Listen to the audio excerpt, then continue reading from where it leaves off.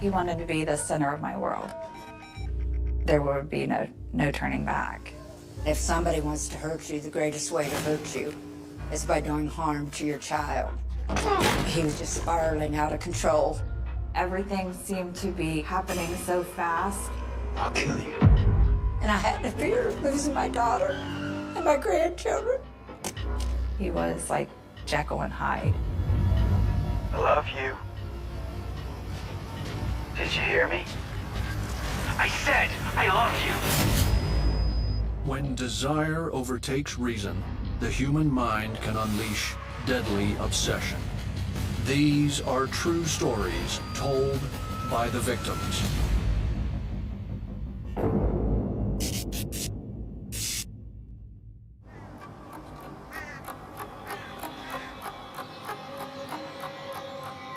Yeah, I don't see any other options.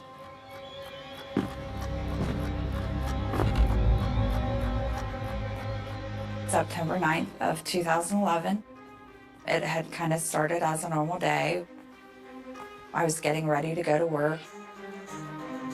Who's on the phone? My mom.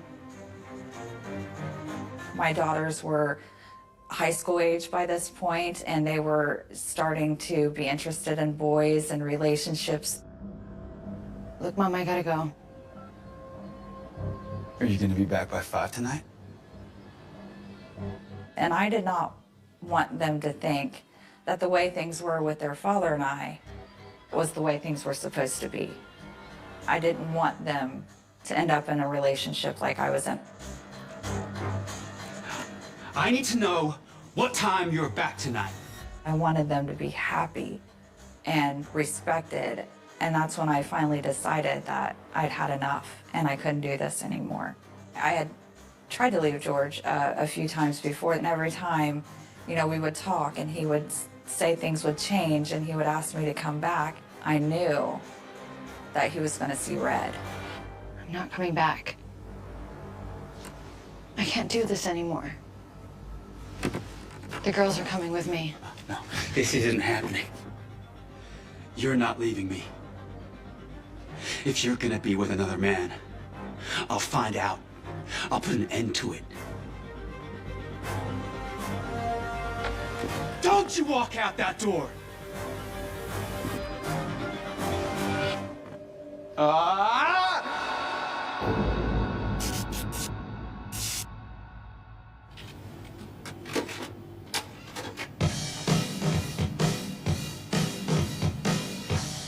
I was 18 years old. I lived at home with my mom and dad. I had an older brother and a younger brother. Very close-knit family. I was getting ready to go off to college. Had big dreams. I was going to be a doctor. I wanted to make a difference and make my parents proud. Misty was an overachiever. She was a child that would do anything to get straight A's. I was ready to take off from the nest and go conquer the world. I was fearless. I thought I could do anything. Hey, hey, you! The day I graduated from high school, I was attending a bonfire at a friend's house with, you know, some of the other people I had graduated with. I can remember looking over to my best friend and being like, who is that guy? He is so cute. Hey, Hey. seen you around. I knew he worked construction. He was very good looking. He was very confident, almost borderline arrogant. George. He just had an air about him. He carried himself very well. I'm sorry, where are my manners? You cold? Come on, take my jacket. I insist. As soon as I saw him, I smiled and I knew. I was like, oh, I'm in trouble. Do you want a drink or something? I can get you a drink. I was infatuated instantly.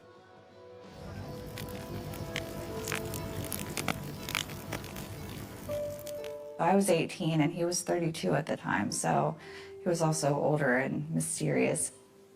It was such a fun summer. We tried to fill it with as much fun and happiness and hanging out as we could. We played softball, we would have a good time. We would go out after the games and have a drink and some wings. We just connected pretty instantly. I fell in love with George by the end of the summer. Thought he might be the one for me. He wasn't a very public person, even though he was very confident when it came to his personal life. He was definitely more sheltered and a different person behind closed doors. George had been married. He had 5 children already. It wasn't the best fit. I still wanted to explore it. I still couldn't resist the urge. It wasn't really so much about who George was. It was about how he made me feel. There was more to me than just good grades or being a good daughter. I could be a woman, and he made me feel that way. I didn't tell my parents about George initially because I knew that he would not fit the mold of what they would want for me. I was going to be a doctor, and he just didn't quite fit into that box. My gut was telling me that he was just wanting a young woman on his arm, and she was going to be his trophy. I did what I thought was best, and I continued to see him. I was like, I'm an adult. I can do what I want.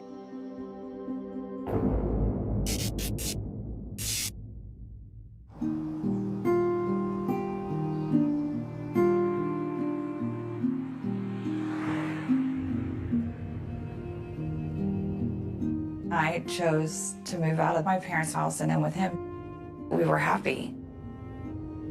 I'd kind of become estranged from my parents, and he became my everything.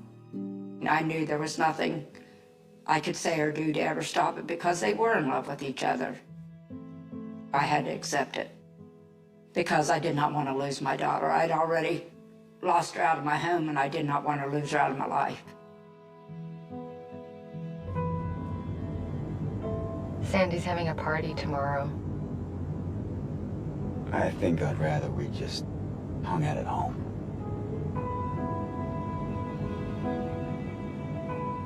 George had always been kind of a jealous person, a little protective. I thought it was because he loved me so much and he just didn't want to lose me, or you know, I wasn't sure what his insecurity was.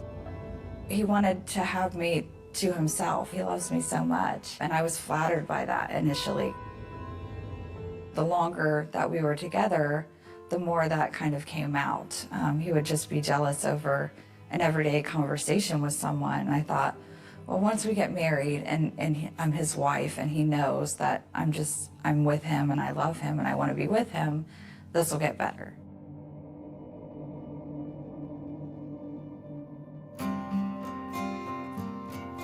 Shortly after we moved in together, I learned that I was pregnant. I had extreme morning sickness with my daughter, which meant I had to drop out of college. I had already made my bed, so now it was time to lie in it. I had to quickly just grow up and learn that it wasn't all about me anymore. It was now about our little family.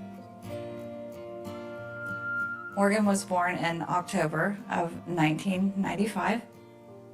And then our second daughter, Madison, was born in February of 1997. We went from our little tiny universe of just him and I to now this big, full family. We got married in October of 1997. My mother and my father had come to terms with the fact that George was here to stay. They had 2 beautiful girls, you know. George was in his element with children because he's just a big kid at heart. They just was this precious little family that I come to love with all my heart.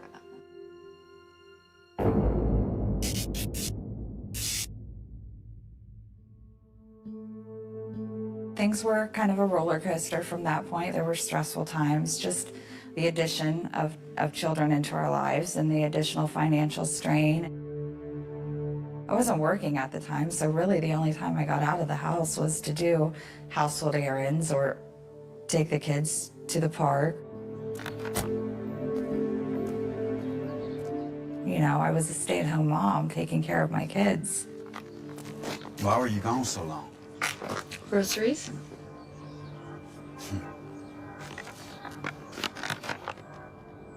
He had kind of alienated me, and I had allowed it.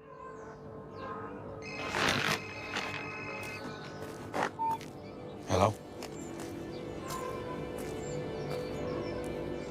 I didn't necessarily let my family in on the issues that George and I were having, simply because it had taken so long for them to become accepting of our relationship. I wanted to prove to them that we had made it, and yet we were constantly struggling. It was so much more rocky behind closed doors than anybody besides us and our children were aware of.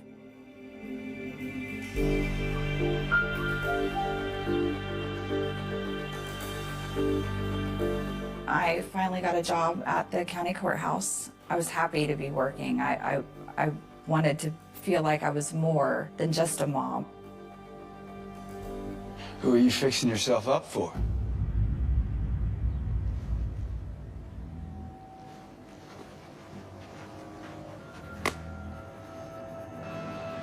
You hitting on the attorneys? Why would you say that? It was silly because, you know, he lifted weights, he looked good. It was okay for him to care about his physical appearance. I just want to look nice. Sometimes you just want to look pretty for yourself. If you ever cheat on me, I'll kill you. And he looked me straight in the eyes when he told me that, and I knew that he meant it. He was very good looking. George. I was infatuated instantly. We moved in together, and I had learned that I was pregnant. But George had always been kind of a jealous person. If you ever cheat on me, I'll kill you. And he looked me straight in the eyes when he told me that, and I knew that he meant it. Don't be like that. I love you. Only you. It took me a little off guard. I didn't understand why he was having those insecurities. So I kind of overlooked the jealousies and just tried to become an even better wife and mother and just prove to him that I did love him and that he was the one for me.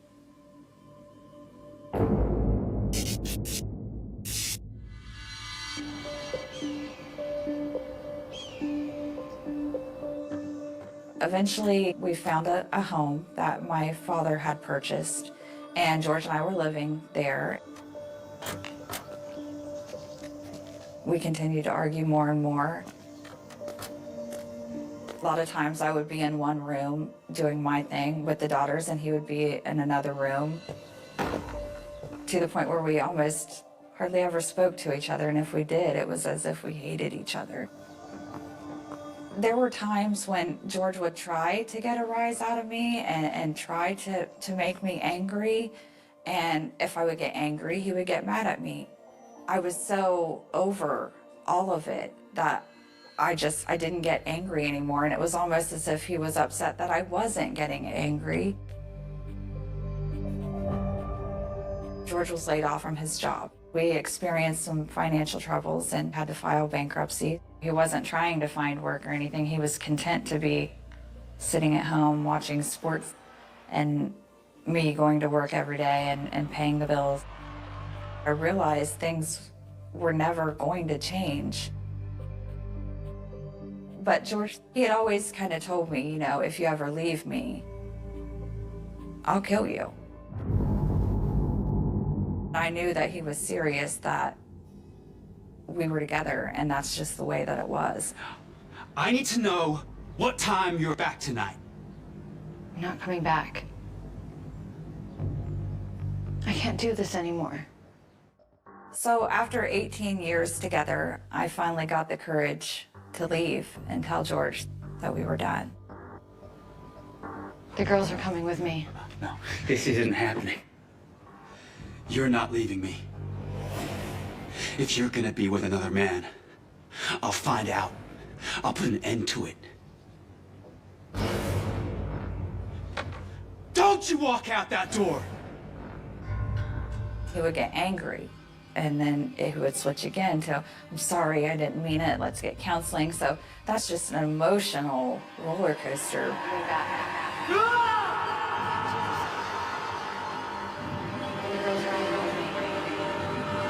He saw that in my eyes, that I meant it this time. He had kind of lost that grip that he had on me. He was desperate to try anything to get that control back. Then he would get angry and then accusing, and why are you doing this to me? And I hate you, and I'm going to kill myself. And I was worried about what he was going to do.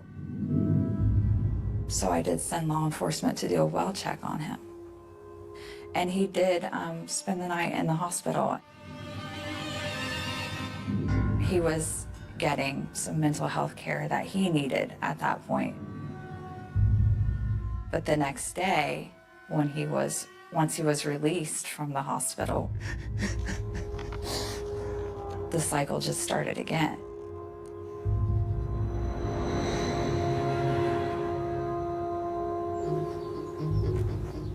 I had gone to stay with a dear friend of mine. The girls would stay at her house with me. She kind of knew what was going on. I didn't want to be at my mom or my dad's house because I didn't want to drag them into the middle of everything that was going on. George wasn't working at the time. He was just at home and had time to think and stew.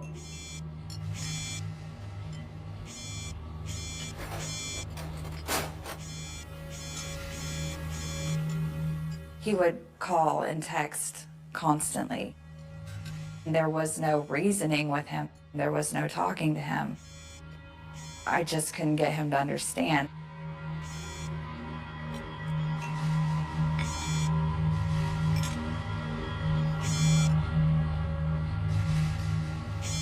It was almost like Jekyll and Hyde. If I didn't answer, he would get angry and continue to call. He was just trying to keep control of her and to know where she was at all times, and he wanted her to respond to him now, not 10 minutes from now, but now. She received up to 300 to 400 texts in one day. Her phone just never stopped. Eventually, I just stopped answering the calls and stopped answering the texts and asked him not to contact me. And that just triggered him even more. And my phone would just constantly ring and ring.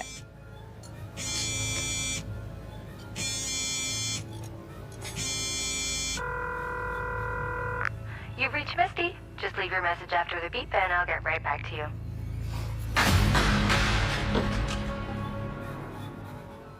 I was definitely going to file for divorce. Everyone was pretty much aware that at this point our relationship was done. George had been a part of our family at that time, but for 18 years. You know, he was my son-in-law. He was family. And I knew George was not thinking clearly, and he had lost everything that he had controlled for so long, and he wasn't willing to give it up no matter what. I kept telling him, there'll be other people in your life. Don't sit around and think about Misty all the time. You know, go out and do things. But he did not want to hear anything about it. All he wanted to do was eat, drink, sleep, and live Misty.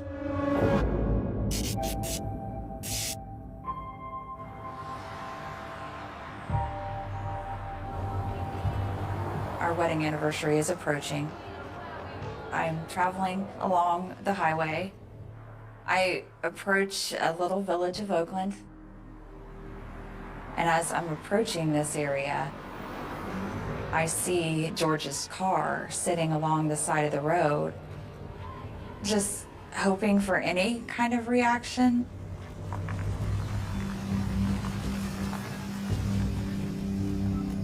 And I looked over and I wasn't trying to upset him, so I just kind of, almost a look of pity on my face. Stop the car! You get back here! I just continued to drive to work, and that made him so angry. He won't let go.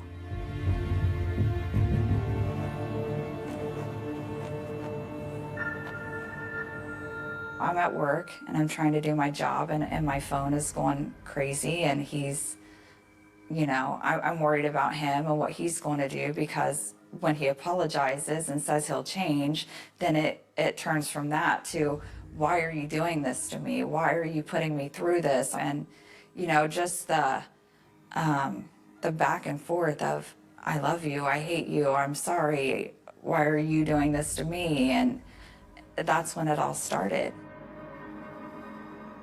About 4 weeks after our separation, I'm driving home from work, and I realized that George is following me home. I was afraid. If I stop, there's just going to be a fight ensue, there's going to be an argument. So I just continued to drive. I had lost my brother in a car accident the year before this, so the thought of getting into an automobile accident at that point was terrifying. In the blink of an eye, everything could change.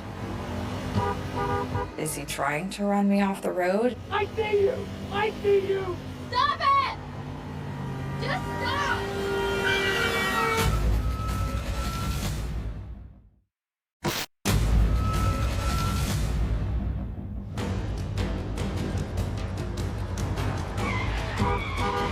About 4 weeks after our separation, I'm driving home from work, and I realize George is following me.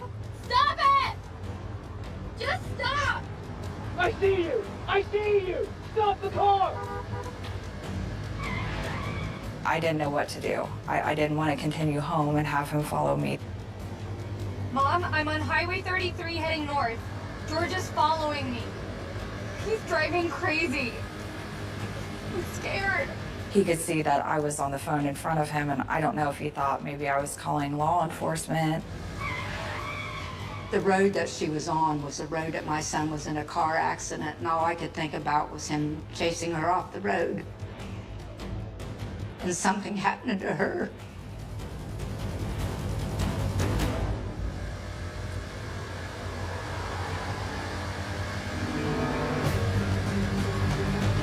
Then he noticed that my mom was behind him. I didn't know what was going to happen next.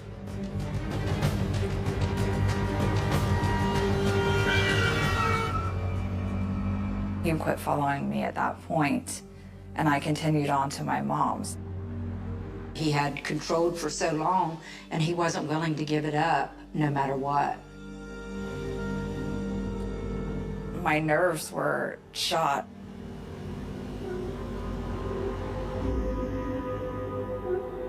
The following day, I went to the Pickaway County Courthouse. Law enforcement recommended that I seek a protection order. I just told the magistrate what had been going on, and because it wasn't disputed or by him at that point, the protection order was granted.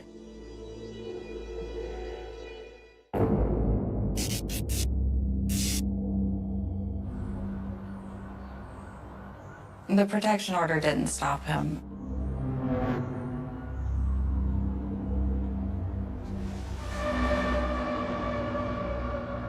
The longer that it went on, the more I realized he was becoming obsessed.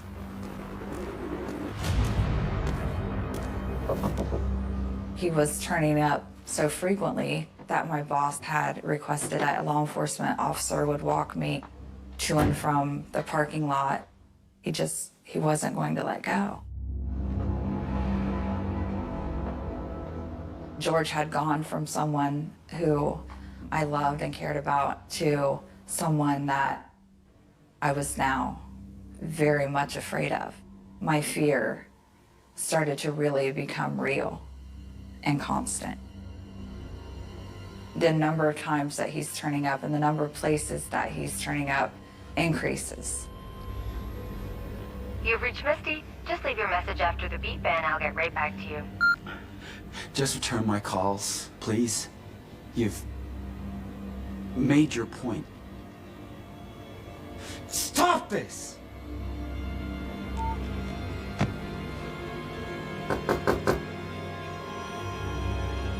I realized he's not going to willingly let go unless I let him know that I'm serious.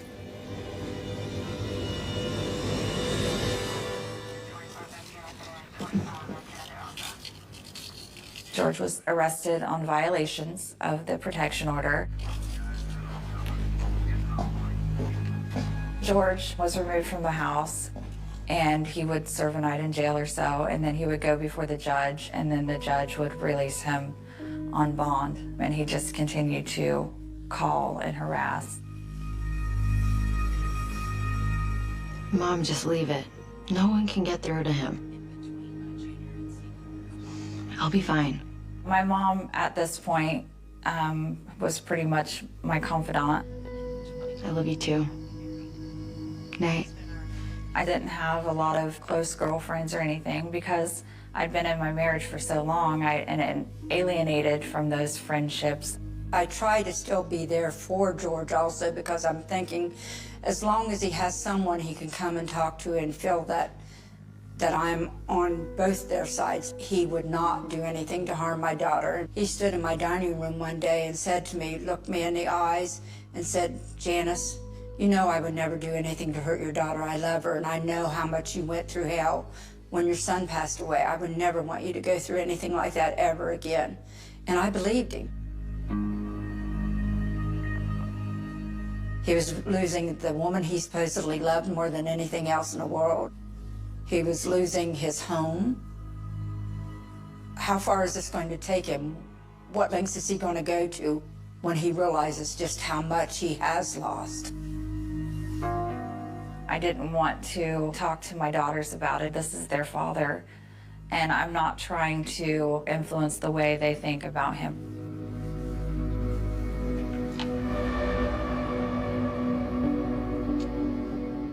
I had to get a gun for myself and for my own safety because George's sister had contacted me. He had gone to their home and tried to obtain a gun. He's clearly not getting over it, and it's a very real possibility that something awful could happen.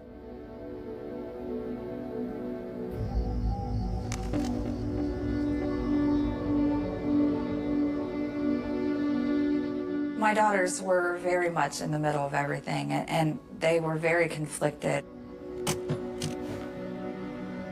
But they were definitely becoming more and more aware that he was making unstable choices. I was getting very little sleep. When I was able to sleep, it was typically purely from just physical exhaustion.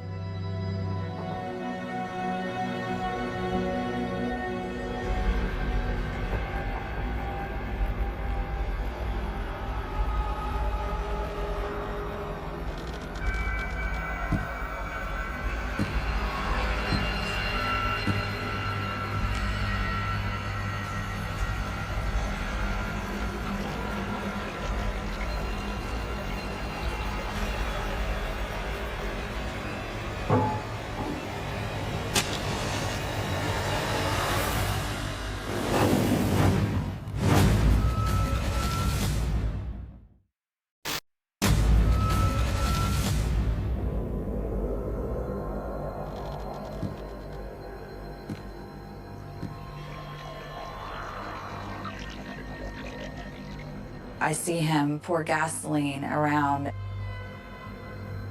and then he looks me in the eye.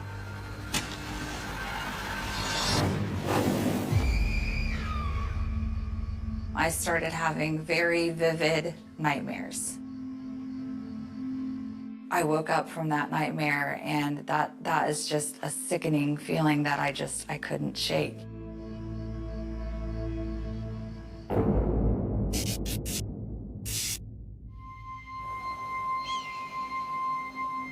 On November 8th, it was a one-year anniversary of my son's passing.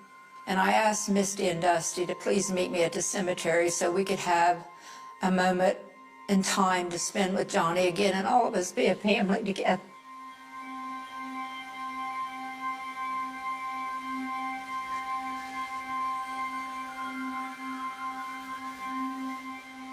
We were just sharing memories and shedding a tear.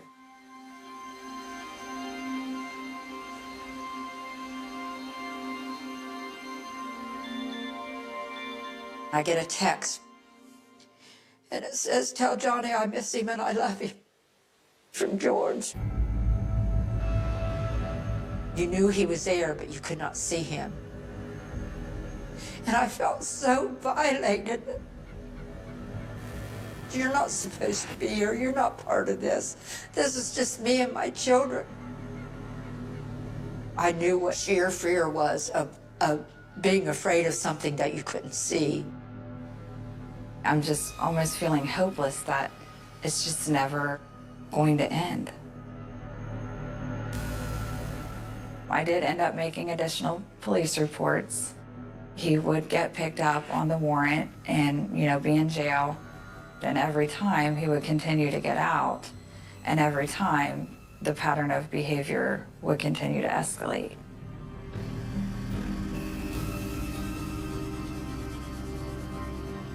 He was released and checked himself into a mental health facility.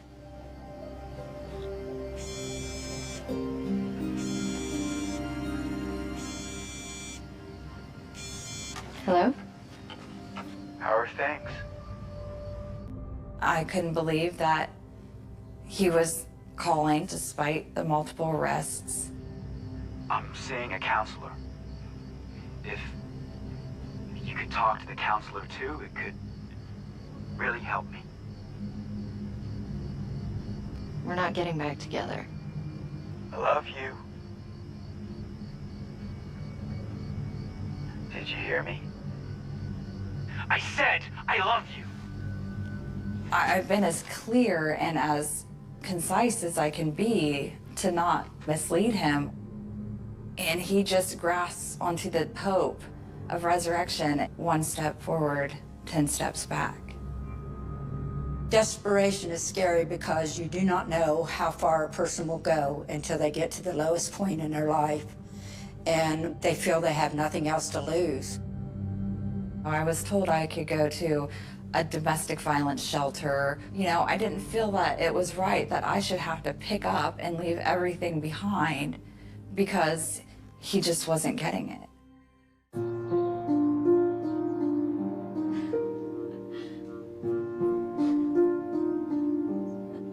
George and I had been separated for months, so I decided to move forward with my life.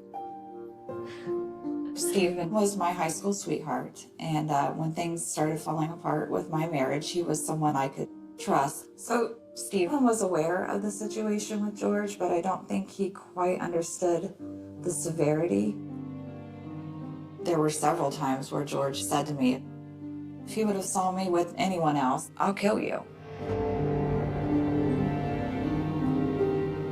Stephen and I still cared for each other, and there were still some feelings there, and we were exploring those feelings, and it just kind of blossomed into a little bit more. And I felt safe when I was with him.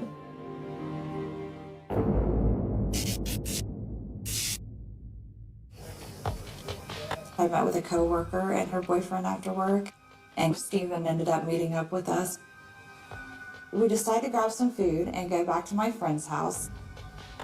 It was refreshing. It's been a fun Friday night. In George's eyes, if he would have saw me with Stephen, because he did know the history, it would have definitely been viewed as a betrayal. We're just all kind of hanging out in the living room, and I'm on one end of the sofa, and Stephen's sitting on the other end of the sofa. We get up really early Saturday morning. It's close to 4 in the morning, and we decide to head home.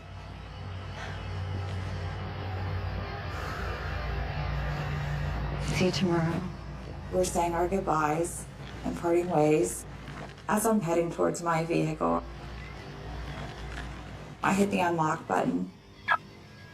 The interior light pops on. I see George, and he just had this crazed look in his eyes. And I knew instantly Look out! that he was there to kill me.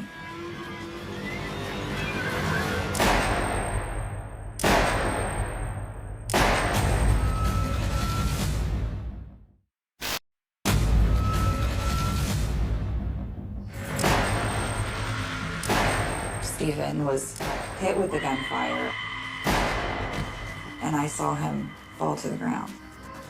My concern at this point was less for my safety and to get him help. So I changed course and ran towards more of the main road. George is very athletic, and his adrenaline was in full throttle at this point. I'm terrified. I told you! You shouldn't have cheated on me, you bitch! George, you don't have to do this. He put the gun in my mouth, fire in his eyes. Hello?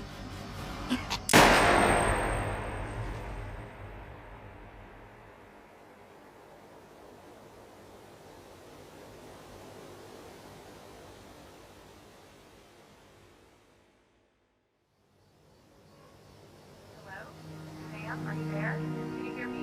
Sam, what's your emergency? A feeling of shock kicks in. I kind of blacked out for a moment. Everything seemed to be happening so fast and going in slow motion all at the same time. It was just sort of surreal. I remember, blinking my eyes and thinking, okay, you're not dead. Don't die. Don't die. I didn't know where George was. I didn't know how much time I had left.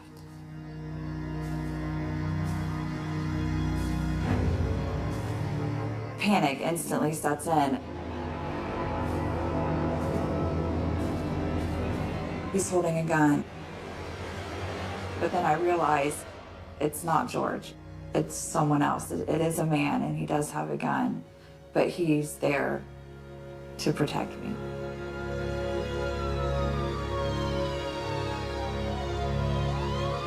The man who had come out to protect me had taken my cell phone and finished talking to the 911 operator.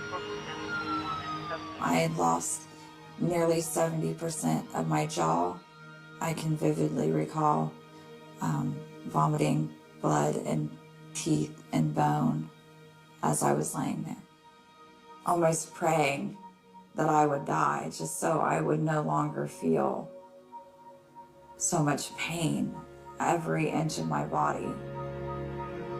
Most people who are shot point blank in the head do not survive. Only 2% survive, so I definitely shouldn't be here. But when I saw my daughters again, and I realized that I was still alive and still had to fight, I knew I had plenty of reason to live.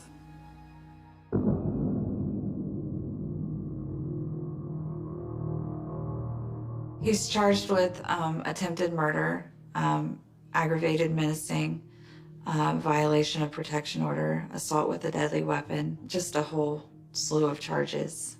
Eventually, he settled for a plea bargain, and I accepted the plea offer simply because it meant I didn't have to go to trial, I didn't have to testify, and my daughters didn't have to testify against their dad.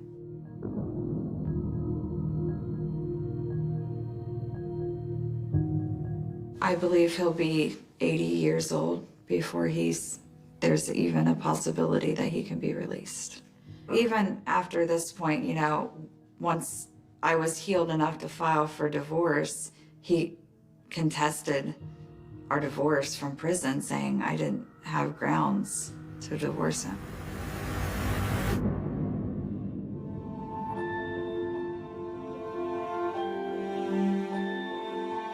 Over the course of the next year, I had to undergo approximately 19 facial reconstruction surgeries. The bullet entered here and it exited here on this side. I have scars from behind my ear all the way down, along the side of my face, my lips, clear over to here. I had a trach. I had to eat with a feeding tube for a year. I have scars from my knee to my ankle where they removed the bone and tissue and attached it to my face to rebuild my face. That's just the physical scars. That's just what you can see. That doesn't include the mental and the emotional scars. Over the course of the last 7 years total, I've undergone 44 surgeries to date to reconstruct my face, and I still have a few more surgeries to go.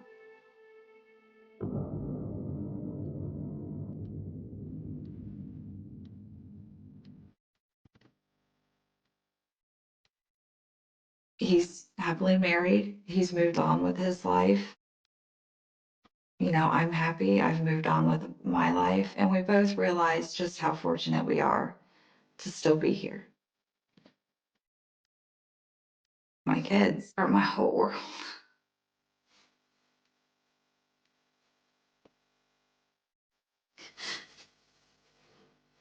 And I'm so happy that I'm still here to be with them. Because I probably shouldn't be.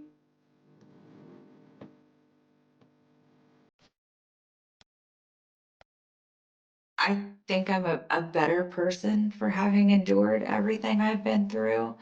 I try not to hold on to anger or hate. I had to consciously choose to be happy and enjoy all of the small moments and all of this extra time that I have been given.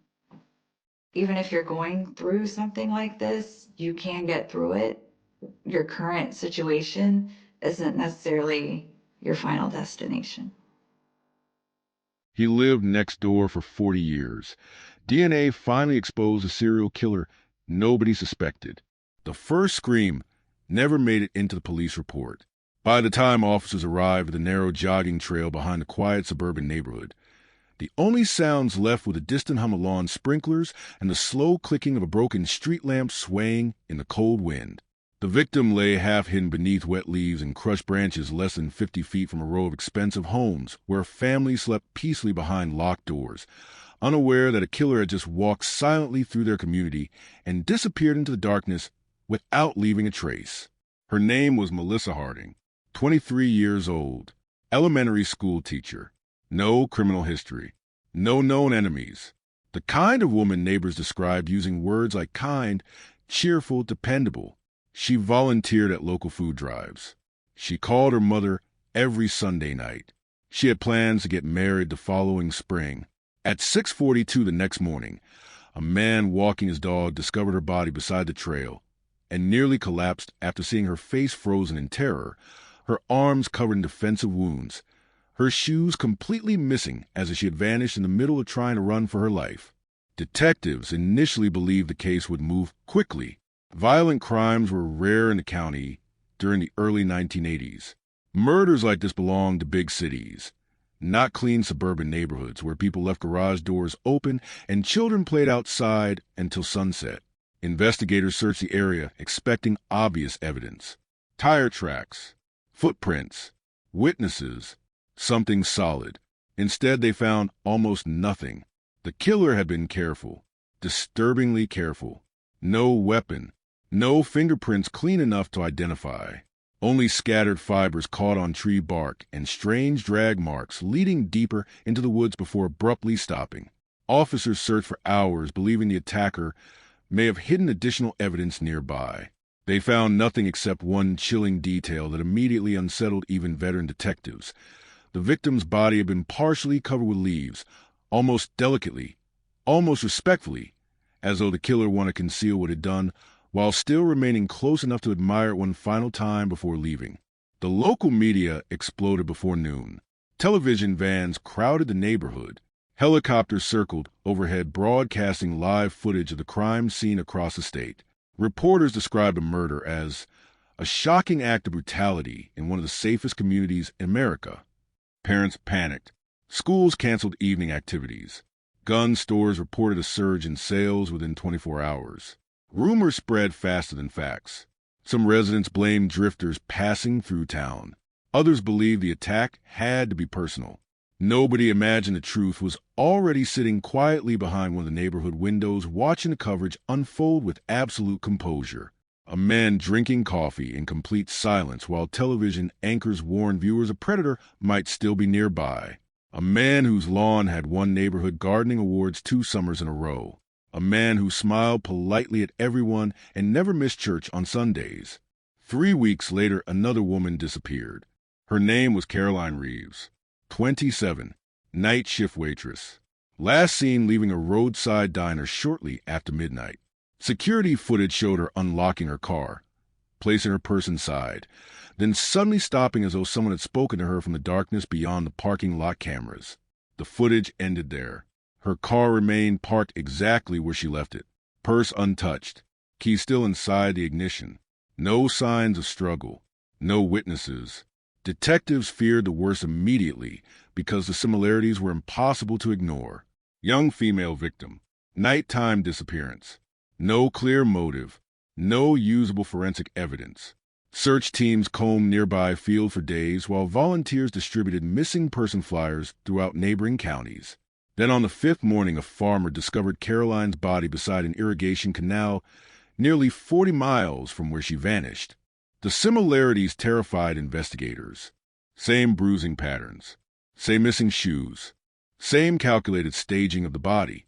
And once again, the killer left almost nothing behind. The task force expanded overnight. Detectives from multiple jurisdictions joined the investigation. Behavioral analysts began constructing a profile of the unknown predator responsible for the attacks. Male, organized, patient, familiar with police procedures, likely employed, possibly married.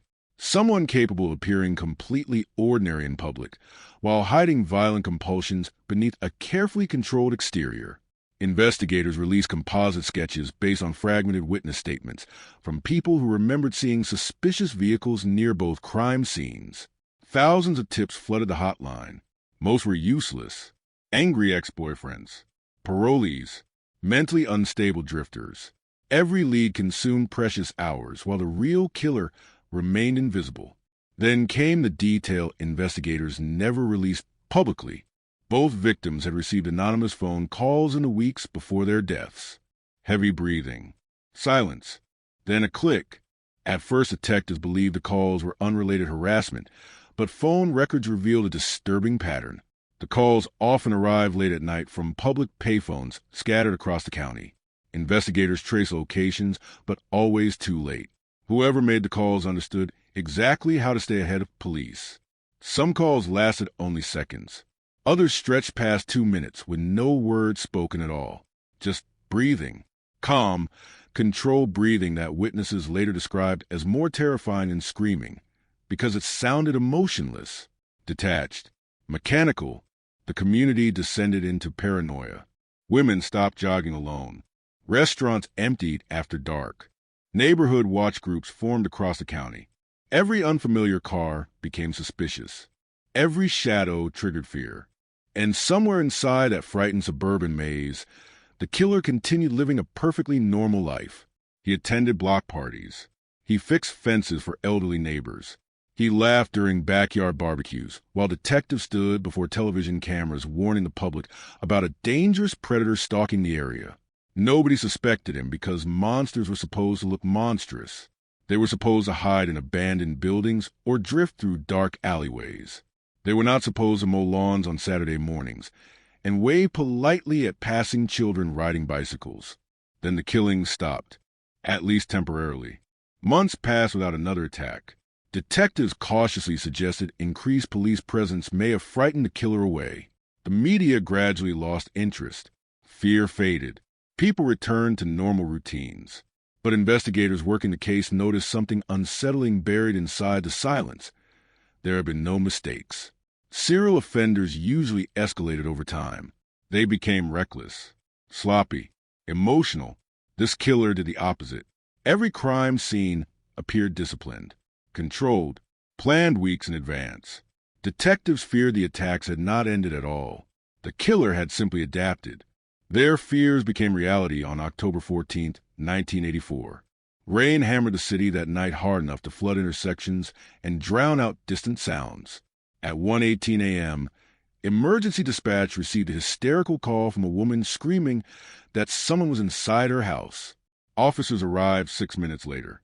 The front door stood open, furniture overturned, blood smeared across the hallway walls. Upstairs, they found 32-year-old Rebecca Nolan barely alive beside her bedroom closet, with severe head injuries and signs of prolonged torture. Her husband had been tied to a dining room chair downstairs, beaten unconscious, while forced to listen to the attack happening above him. Rebecca survived long enough to whisper a single sentence before dying in surgery hours later. He was already inside when we came home. The statement changed everything. Detectives realized the killer was not simply attacking victims randomly. He was studying them, watching routines, entering homes beforehand, learning layouts, waiting patiently for opportunities. Crime scene investigators uncovered evidence suggesting the attacker may have hidden inside the Nolan residence for several hours before the couple returned that evening. Cabinets had been opened carefully. A kitchen knife in the home itself had been cleaned and replaced in the wrong drawer. Cigarette ash not belonging to either victim was discovered near a bathroom sink upstairs. The killer had moved through the house calmly, confidently, like someone completely comfortable inside another person's private life. Public fear exploded again. News stations began calling the unidentified suspect the suburban stalker. National media picked up the story. Talk shows debated whether the killer could be a former police officer or military veteran because of the calculated nature of the crimes. One retired homicide detective publicly warned viewers that the offender likely enjoyed blending into ordinary environments because it gave him power. He doesn't want to stand out, the detective said during a televised interview. He wants to stand beside you unnoticed. The statement would later haunt investigators for decades, because while the country searched for a shadowy monster lurking somewhere beyond the edges of society, the real killer continued living quietly among them. He attended neighborhood cookouts while task force meetings unfolded less than 5 miles away. He shook hands with police officers during community safety events. Children knocked on his door during Halloween and thanked him for candy. Neighbors trusted him with spare house keys while they traveled out of town. No criminal record, stable employment, respectable reputation. Exactly the kind of man nobody would ever suspect. And hidden deep inside his garage, locked behind shelves of ordinary household tools and paint cans, investigators would eventually discover a collection of trophies so horrifying it would permanently redefine the entire case decades later. But in 1984, nobody knew that yet. Back then, all they knew was that another woman was dead, another family destroyed, and somewhere beyond the flashing police lights and television cameras, a killer was still watching. He lived next door for 40 years. DNA finally exposed a serial killer nobody suspected. Part 2. The fourth victim disappeared 2 days before Christmas, and that single detail poisoned the holiday season for the entire county. Decorations still hung from porches. Choir music still echoed through shopping malls. Children still waited for snow beside glowing Christmas trees, while police helicopters swept frozen fields searching for a 29-year-old Denise Walker, a nursing student who vanished after leaving her sister's house shortly after 10:30 p.m. Her car was discovered parked beside a quiet residential street less than 3 miles from her apartment. Engine cold, driver's side window slightly lowered despite the freezing temperature. Purse untouched on the passenger seat. No blood. No obvious struggle. It looked less like an abduction and more like someone had simply stepped out into the darkness and evaporated. Detectives immediately feared they would deal with the same predator responsible for earlier murders. But privately, many investigators admitted something even more disturbing. The offender was becoming bolder. The timing alone terrified them. Holiday periods meant increased police patrols, crowded roads, active neighborhoods. Yet somehow the killer still found a way to move unseen through suburban streets without triggering alarms or attracting witnesses. Investigators believed he planned attacks obsessively, studying traffic patterns and police response times the same way military personnel study maps before combat operations. The precision unsettled everyone involved in the case. Veteran homicide detectives who had spent decades investigating violent offenders privately admitted this predator felt different, colder, more disciplined. One investigator later described the killer as someone who hunted human beings the way experienced fishermen hunt deep water predators, patient, methodical, emotionless. Denise's body was discovered 7 days later inside an abandoned orchard nearly 60 miles outside the city. Snow partially covered the scene when search volunteers arrived. The sight shattered even experienced officers. Her wrists showed signs of restraint. Bruising around her neck indicated prolonged strangulation, and once again her shoes were missing. Investigators became obsessed with that detail. Why take the shoes? Trophy? Ritual? Practical reason? Behavioral analysts argued endlessly, while grieving families demanded answers that never came. The killer left behind almost no usable evidence except a partial shoe print near the body, estimated size 11, likely from a common work boot sold in thousands of stores across the country. Detectives chased manufacturers, purchase records, delivery routes. Nothing meaningful surfaced. Then another detail emerged from Denise's autopsy. There were traces of sedatives in her bloodstream. The revelation changed the investigation overnight. The killer was not simply overpowering victims physically. He was controlling them chemically. Detectives theorized he may have worked in healthcare, law enforcement, veterinary medicine, or any profession allowing access to controlled substances. Suddenly, the suspect pool expanded dramatically. Hospitals were investigated, pharmacies audited, employees questioned. Dozens of men were secretly surveilled. Several nearly lost careers after becoming unofficial suspects. Yet the real killer remained untouched because he understood something investigators struggled to accept. Predators rarely appear monstrous in everyday life. Sometimes they appear responsible, respectable, helpful. While task forces hunted aggressively for connections between victims, another pattern quietly emerged in the background. Several women reported unexplained incidents weeks before attacks occurred. Strange phone calls, missing objects inside homes, windows found unlocked after being secured the night before. One woman claimed she discovered muddy footprints inside her hallway despite no sign of forced entry. Another reported hearing someone whisper outside her bedroom window at 3 a.m., but police found nothing during patrol searches. At first, detectives dismissed many reports as fear-driven paranoia fueled by media hysteria. Then one surviving witness changed everything. Her name was Laura Bennett, 34 years old, married, mother of 2. She survived because the killer made one mistake. Laura woke shortly after midnight, hearing movement downstairs inside her home. At first, she assumed her husband had returned from working late. Then she realized her husband was asleep beside her. Before she could react, a flashlight beam cut through the darkness, and a masked man lunged toward the bed with terrifying speed. Laura later described the attacker as calm beyond comprehension. No shouting, no panic, no hesitation. He tied both victims using shoelaces removed from their own closet, while speaking in a low, controlled voice that sounded almost conversational. Her children slept only 2 rooms away. The attacker warned them repeatedly that any screaming would result in the entire family dying immediately. For nearly 2 hours, the masked intruder moved through the house like he owned it, opening drawers, drinking water from the kitchen sink, watching them silently. At one point, he sat in a chair facing the couple without speaking for nearly 15 minutes, while rain hammered against the windows outside. Laura later said the silence terrified her more than violence because it felt like the attacker was studying them, memorizing fear itself. Then suddenly the killer became distracted by something outside the bedroom window, headlights passing slowly down the street. Laura's husband seized a moment and fought back. The struggle exploded violently across the room. Lamps shattered, furniture overturned. The attacker stabbed Laura's husband twice before fleeing to the back door into darkness.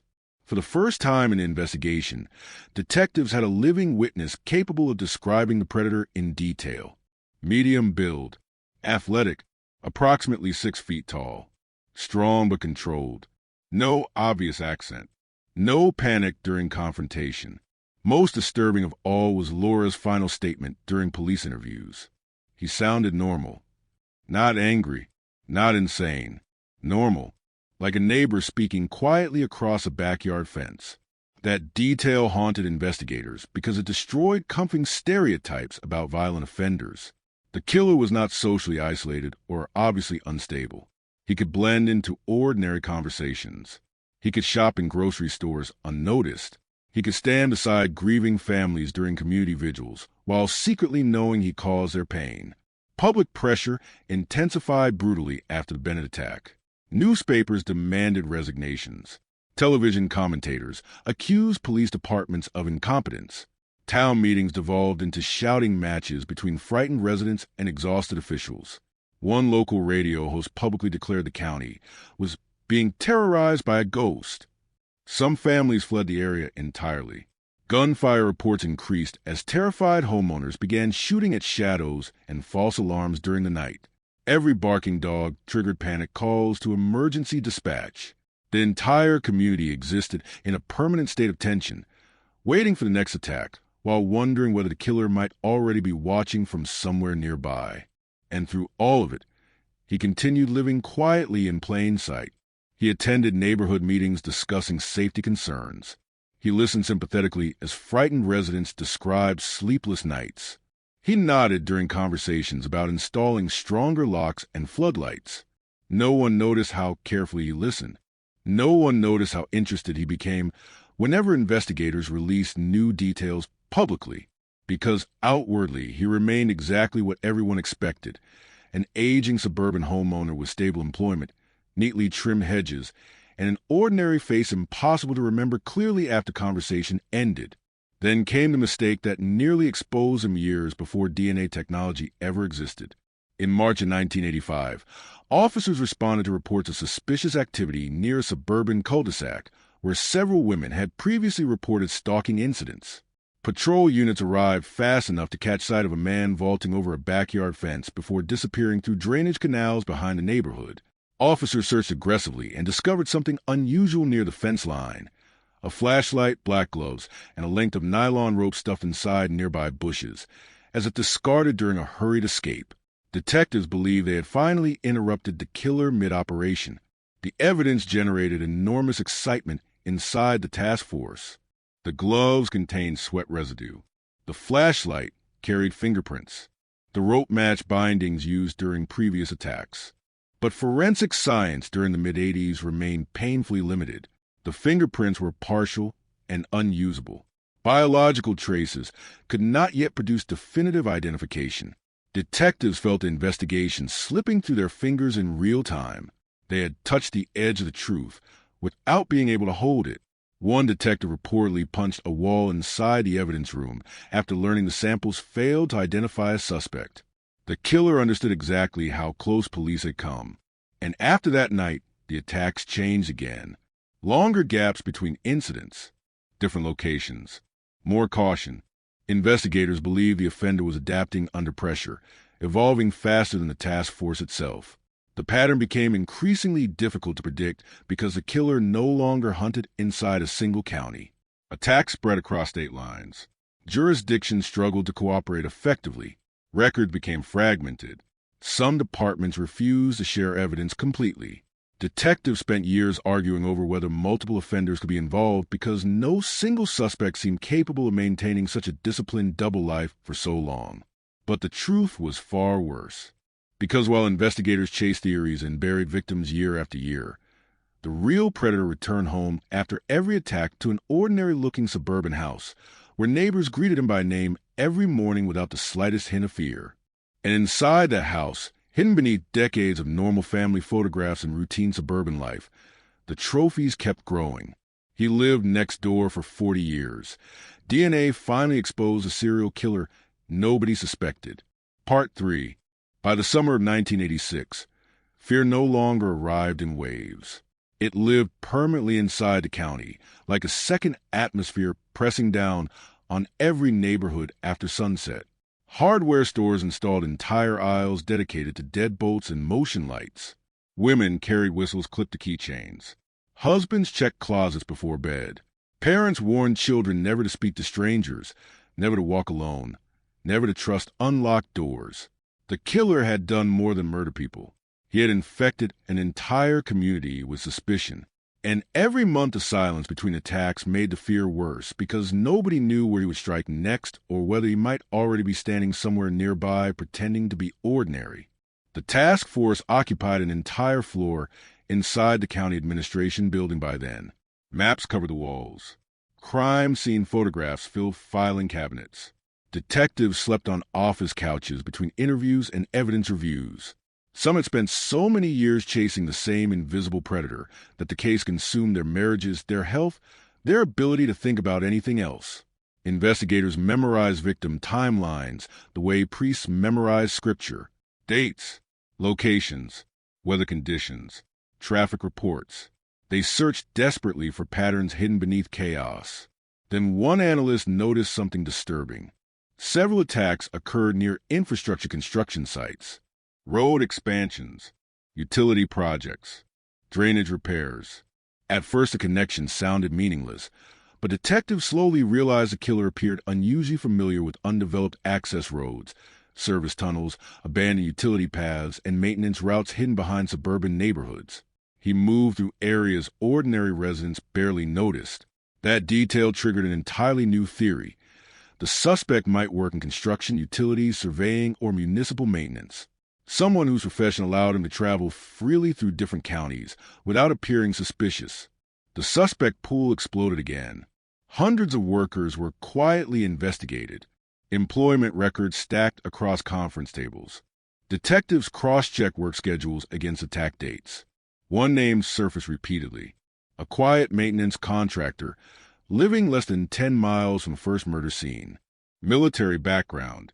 No criminal history. Known for working alone. But after weeks of surveillance and interviews, investigators found nothing concrete. The man passed a polygraph. His alibi checked out during multiple attacks. Detectives moved on reluctantly. Unaware they had unknowingly brushed shoulders with the real killer's professional world without identifying the man himself. Because while investigators focused on occupations and logistics, the killer focused on psychology. That became terrifyingly clear after the attack on Sharon Velasquez. Unlike previous victims, Sharon survived long enough to provide investigators with details no one expected. She described waking around 1:40 a.m. to the sound of soft tapping against her bedroom window. At first, she thought rain had started. Then she realized the tapping carried rhythm. Deliberate rhythm. Tap, pause, tap, tap, silence. Before she could react, a masked figure emerged in the darkness inside her room. Sharon later insisted the attacker must have entered the house hours earlier because every window and door had been locked before bed. The intruder never shouted, never rushed. He carried a flashlight covered with red plastic film that cast a dim crimson glow across the walls like emergency lighting inside a sinking ship. Sharon described the scene with visible trembling during police interviews years later. The attacker moved slowly through her bedroom examining family photographs while speaking in a calm conversational voice. "You should have closed the kitchen window," he whispered. That sentence shattered investigators. The killer wasn't improvising. He had studied the home beforehand, possibly entered multiple times before the attack itself. Sharon survived because her teenage son unexpectedly returned home after sneaking out with friends. The sound of the garage door startled the intruder, who fled through a side entrance seconds before the boy entered the house. Detectives arrived within minutes, but found only fragments of evidence: muddy shoe impressions, fibers from dark clothing, and a half-empty glass of water sitting on the kitchen counter. The killer had once again moved comfortably through someone else's private space, as though fear itself energized him. Then Sharon revealed another horrifying detail. She recognized his voice. Not specifically, not enough to identify him, but enough to know she had heard it before somewhere inside the community. At the grocery store, maybe, she said quietly during one recorded interview, or at church, somewhere normal. That statement circulated through the task force like poison. The killer wasn't hiding outside society. He belonged to it. Suddenly, every ordinary interaction felt dangerous. Detectives began examining volunteer groups, churches, homeowners associations, civic organizations, anyone who could repeatedly encounter victims without raising suspicion. Investigators theorized the killer selected targets through casual observation during everyday life: a woman shopping alone, a waitress ending late shifts, a jogger following predictable routes. Small moment invisible to everyone except the predator, studying them carefully from a distance. The media frenzy intensified beyond control. National newspapers labeled the offender the gentleman killer because survivors repeatedly described his calm voice and controlled behavior. Talk shows invited psychologists to debate whether the murderer suffered from split personalities or psychopathic narcissism. Amateur investigators mailed absurd theories directly to police headquarters. One woman claimed extraterrestrials were involved. Another insisted the killer communicated through newspaper advertisements. Detectives wasted thousands of hours filtering through nonsense, while genuine evidence remained painfully scarce. Then the killer made contact directly. On September 11, 1986, local radio station KRMB received an anonymous phone call during a late-night broadcast discussing the unsolved murders. The caller sounded calm. Male, estimated mid-30s to 50s. No detectable accent. At first, producers assumed it was another prank. Then the caller mentioned details from the Denise Walker crime scene that had never been released publicly. The studio fell silent. According to recordings later reviewed by investigators, the caller spoke slowly, almost thoughtfully. "You keep looking for monsters," he said. "That's why you can't see me."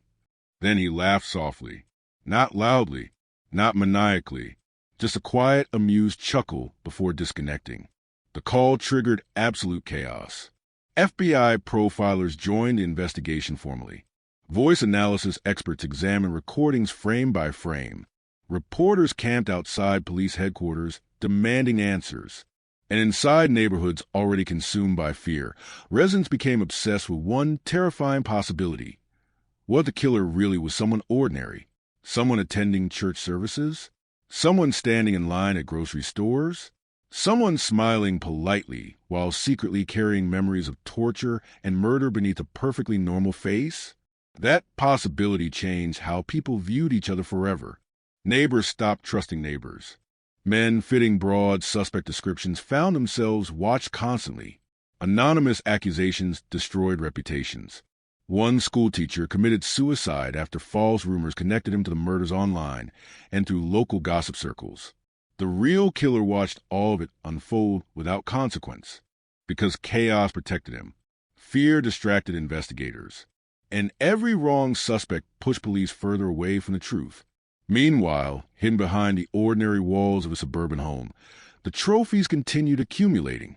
Detectives would later discover stolen jewelry, driver's licenses, newspaper clippings, handwritten notes describing victims' routines, even photographs secretly taken from outside bedroom windows years before attacks occurred. The collection revealed something investigators had failed to understand during the active years of the case. The murders were only part of the obsession. Control mattered more.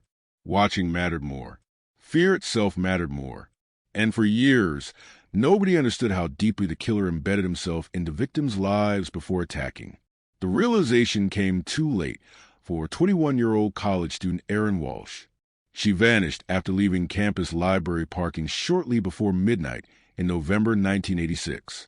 Witnesses later recalled seeing a dark sedan parked near her vehicle repeatedly during previous weeks.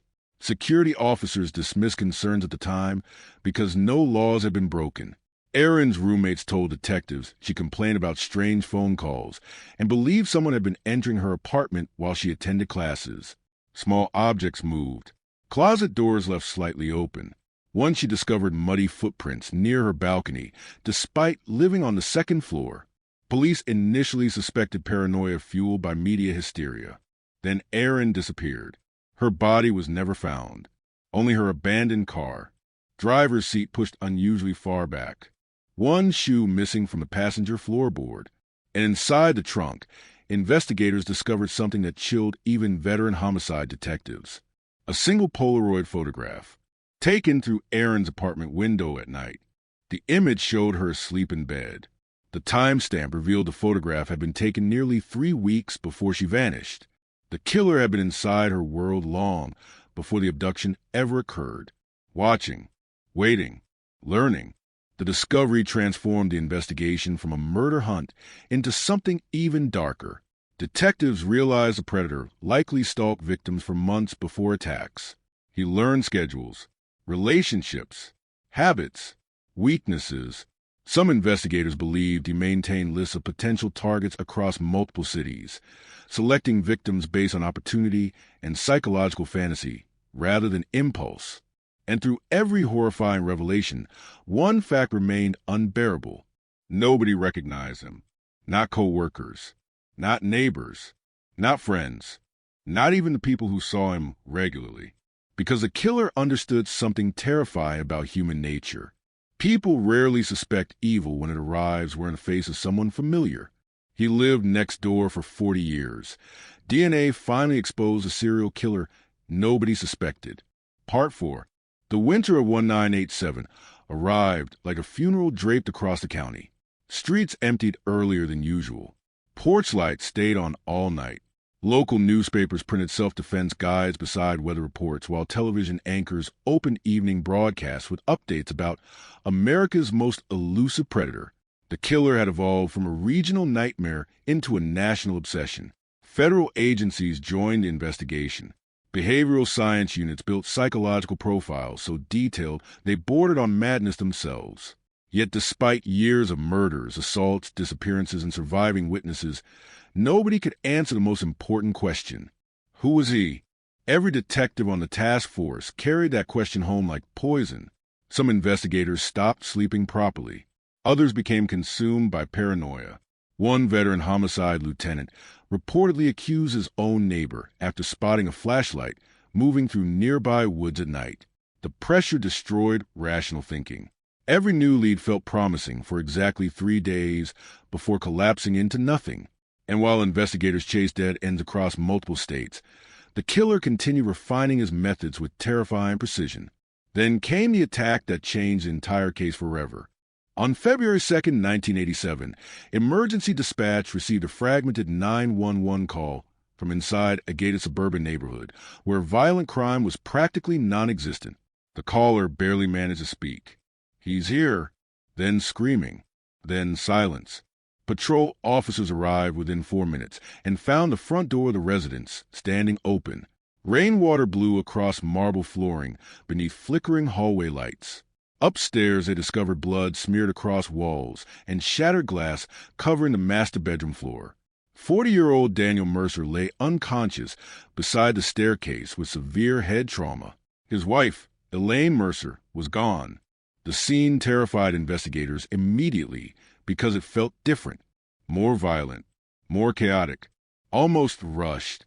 Detectives searched the property through the night, expecting to find a body nearby. Instead, they uncovered something worse. Hidden inside the backyard flower beds were 3 cigarette butts from the same brand recovered near previous stalking incidents connected to the killer. Forensic teams believe the attacker had spent hours watching the Mercer home before entering. The realization chilled investigators because it confirmed their deepest fear. The killer wasn't merely hunting victims. He was studying entire families. Daniel Mercer survived long enough to describe the attack before dying 2 days later in intensive care. His statement became one of the most disturbing pieces of testimony in the entire investigation. According to Mercer, the couple returned home shortly after dinner with friends and noticed nothing unusual. They watched television for nearly an hour before hearing movement upstairs. Daniel assumed one of their cats had knocked something over. Then the bedroom lights suddenly went dark. A masked figure emerged from the hallway shadows, holding a flashlight covered in red film. Same method, same calm movements, same terrifying control. Mercer attempted to confront the intruder, but was struck immediately with what investigators believed was a police-style baton. Before losing consciousness, he heard the attacker speak directly to Elaine in a calm conversational tone. "Don't make this harder." That sentence haunted investigators for years because it sounded less like rage and more like routine, like the killer had repeated those words many times before. Elaine Mercer's body was discovered 9 days later beside an abandoned reservoir over 70 miles from a family home. Detectives arriving at the scene immediately noticed familiar patterns: missing shoes, stage positioning, evidence of restraint. But this time the killer left behind something unprecedented: a handwritten message, 3 words carved into nearby wood with a hunting knife: "Stop looking close." The phrase detonated through the investigation like a bomb. What did it mean? Was the killer mocking police? Warning them? Confessing something hidden in plain sight? Theories exploded instantly. Some investigators believed the message suggested detectives were focusing too heavily on geographic profiling. Others thought it implied the killer lived farther away than expected. But one FBI profiler offered a far more disturbing interpretation. He's telling us we've already seen him. That possibility changed the emotional atmosphere of the investigation overnight. Detectives began re-examining every interaction from previous years: reporters, witnesses, volunteers, maintenance workers, delivery drivers, anyone who regularly appeared near crime scenes without attracting suspicion. The killer's confidence suddenly felt personal, almost theatrical, as though he enjoyed watching investigators stumble past him repeatedly without recognition. Then another horrifying discovery surfaced. Investigators reviewing archived surveillance footage from previous crime scenes noticed the same dark sedan appearing in background footage across multiple counties over several years. Grainy, unremarkable, easy to overlook, but present. Parking lots, gas stations, residential intersections, always nearby. Detectives finally believed they had uncovered the killer's vehicle. The search consumed law enforcement resources across 3 states. Thousands of vehicle registrations, traffic citations, insurance records, witness interviews. For weeks, investigators operated under growing excitement that the case might finally break open. Then disaster struck. The sedan belonged to a traveling pharmaceutical salesman with airtight alibis during multiple murders. Another dead end, another collapse. Another reminder that the killer remained several steps ahead. The task force itself began fracturing under pressure. Jurisdictions blamed each other publicly. Evidence-sharing disputes escalated. One detective accused another department of withholding forensic reports to protect political reputations. Several experienced investigators retired early from exhaustion alone. Meanwhile, survivors remained trapped inside permanent fear. Laura Bennett, one of the few living victims, reportedly slept with kitchen knives hidden throughout her home and checked every room repeatedly before bed each night. Sharon Velasquez moved across the country under a different name after claiming she saw a man resembling her attacker standing inside a grocery store years after her assault. The psychological damage spread far beyond direct victims. Entire neighborhoods remained emotionally frozen in the late-night terror of the killer's active years. And then, suddenly, another shift occurred. The attacks stopped again. No murders, no disappearances, no stalking reports matching known patterns. Months turned into years. The silence became unbearable because nobody trusted it. Detectives refused to declare the killer inactive officially. Serial predators did not simply retire. Yet evidence suggested exactly that. Some investigators theorized imprisonment under unrelated charges. Others suspected death from illness or accident. One profiler believed the offender may have achieved psychological satisfaction through media attention alone and no longer needed physical violence. But another theory quietly emerged inside the task force. Age. The killer might simply be getting older. That possibility frightened investigators differently because it implied the predator had survived long enough to blend permanently into ordinary life. Married, perhaps. Retired, maybe. Living quietly while the world slowly forgot the fear he created. And slowly, unbelievably, that is exactly what happened. The case drifted into cold case territory by the early 1990s. Public attention faded. Media coverage became occasional anniversary specials and newspaper retrospectives. New crimes replaced old nightmares. Younger residents barely recognized victim names. Evidence boxes filled storage warehouses while surviving detectives carried unresolved guilt into retirement.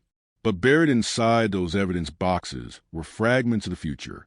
Hair fibers, biological samples, partial fingerprints, photographs, tiny microscopic traces investigators lacked technology to fully understand during the original investigation. The killer unknowingly left pieces of himself behind at nearly every crime scene. Not enough for 1980s forensic science, but enough for the future. Meanwhile, he continued aging peacefully. Neighbors described him as quiet but friendly, reliable, private, sometimes irritable. He attended community meetings about property taxes and road maintenance. He complained about noisy teenagers. He planted flowers beside his mailbox every spring. Families trusted him. Children waved at him riding bicycles down suburban sidewalks. No one suspected the aging man behind those ordinary routines carried memories soaked in blood and terror.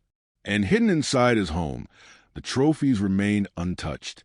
Investigators would later discover entire boxes sealed beneath workbenches in his garage, jewelry from victims, photographs clipped from newspapers, handwritten timelines documenting attacks in chilling detail. One notebook reportedly contained maps marked with symbols corresponding to stalking routes around suburban neighborhoods years before murders occurred. The collection revealed a level of obsession detectives never fully understood during the active investigation. The killer had not been improvising. He had been curating, documenting, reliving. Every attack preserved like a private archive hidden beneath decades of normal suburban life. Then in 1998, more than a decade after final confirmed murder, a retired detective named Frank Holloway reopened portions of the case privately after becoming convinced the killer was still alive. Holloway had spent years haunted by one specific detail survivors mentioned repeatedly. The attacker sounded comfortable inside middle-class suburban environments. Not awkward, not unstable. Familiar. Holloway began developing a theory that horrified even former colleagues.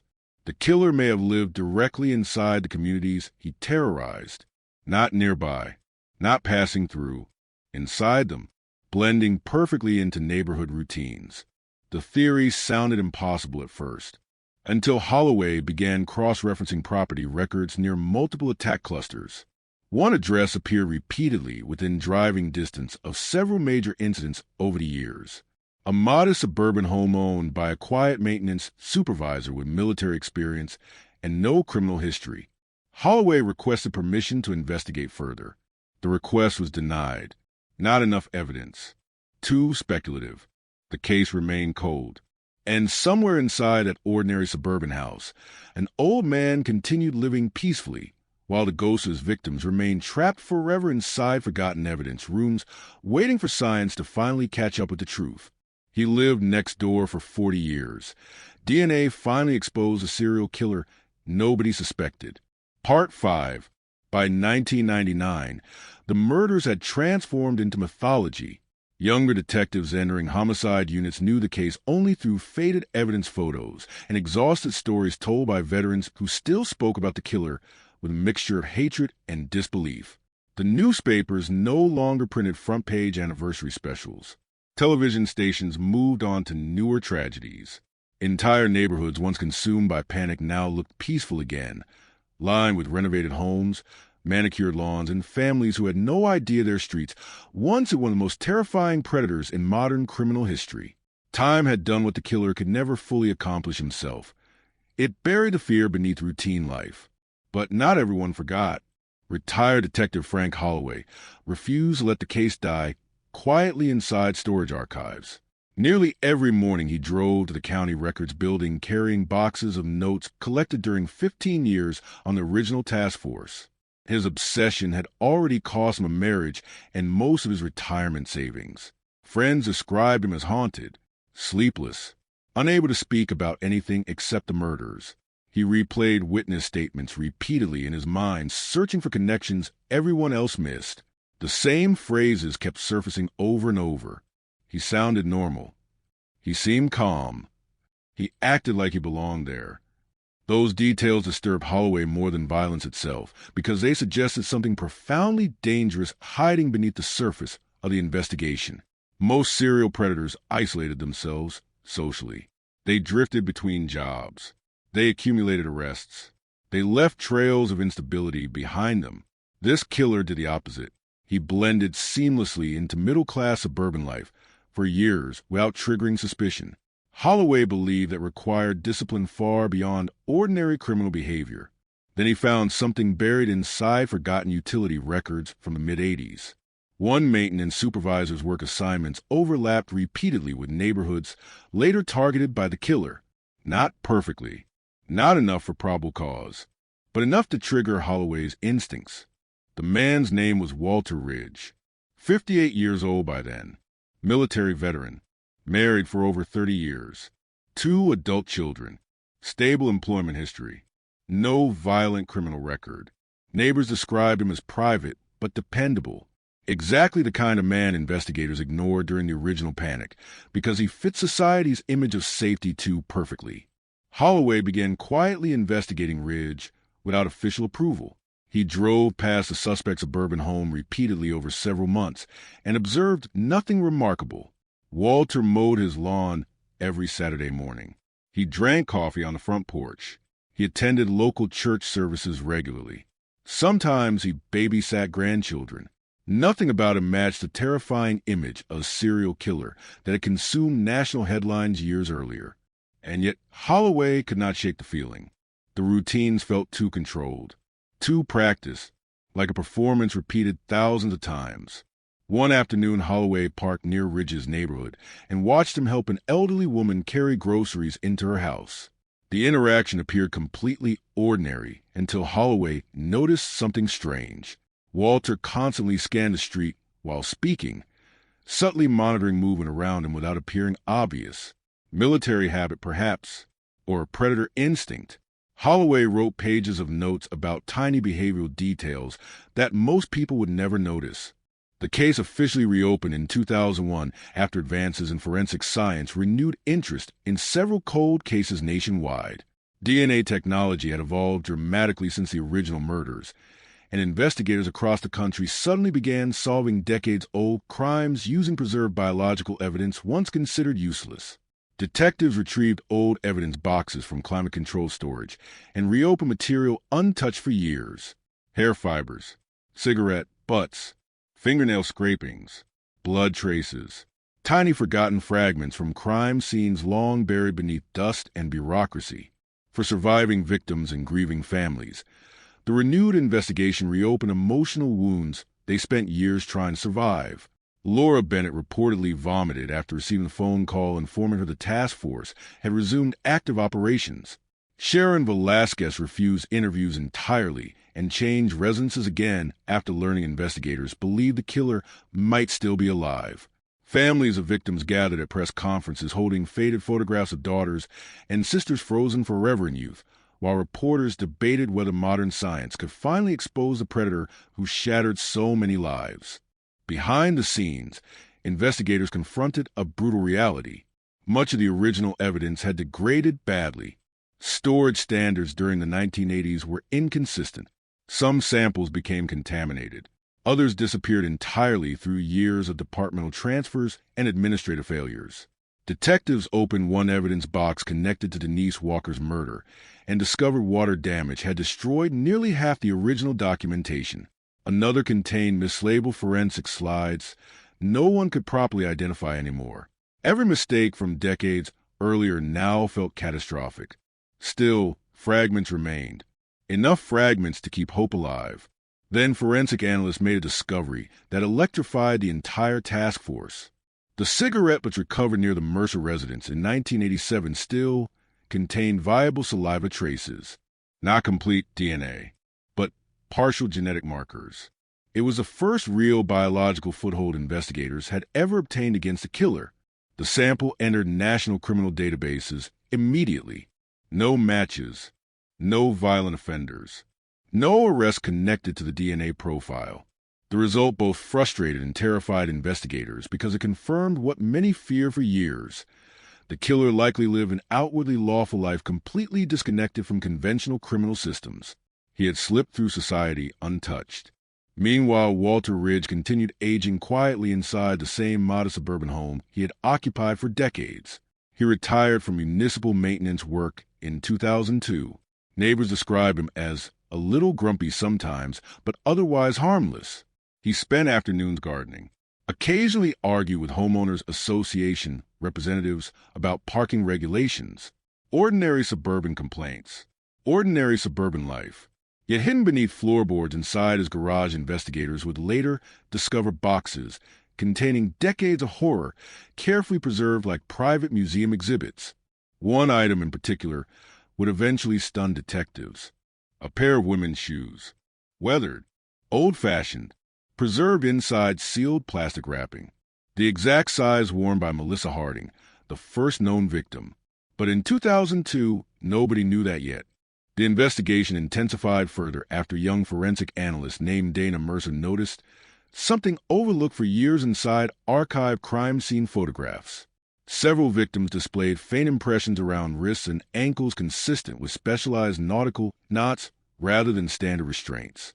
Mercer consulted maritime experts who identified the patterns as advanced securing methods commonly taught in military transport operations decades earlier.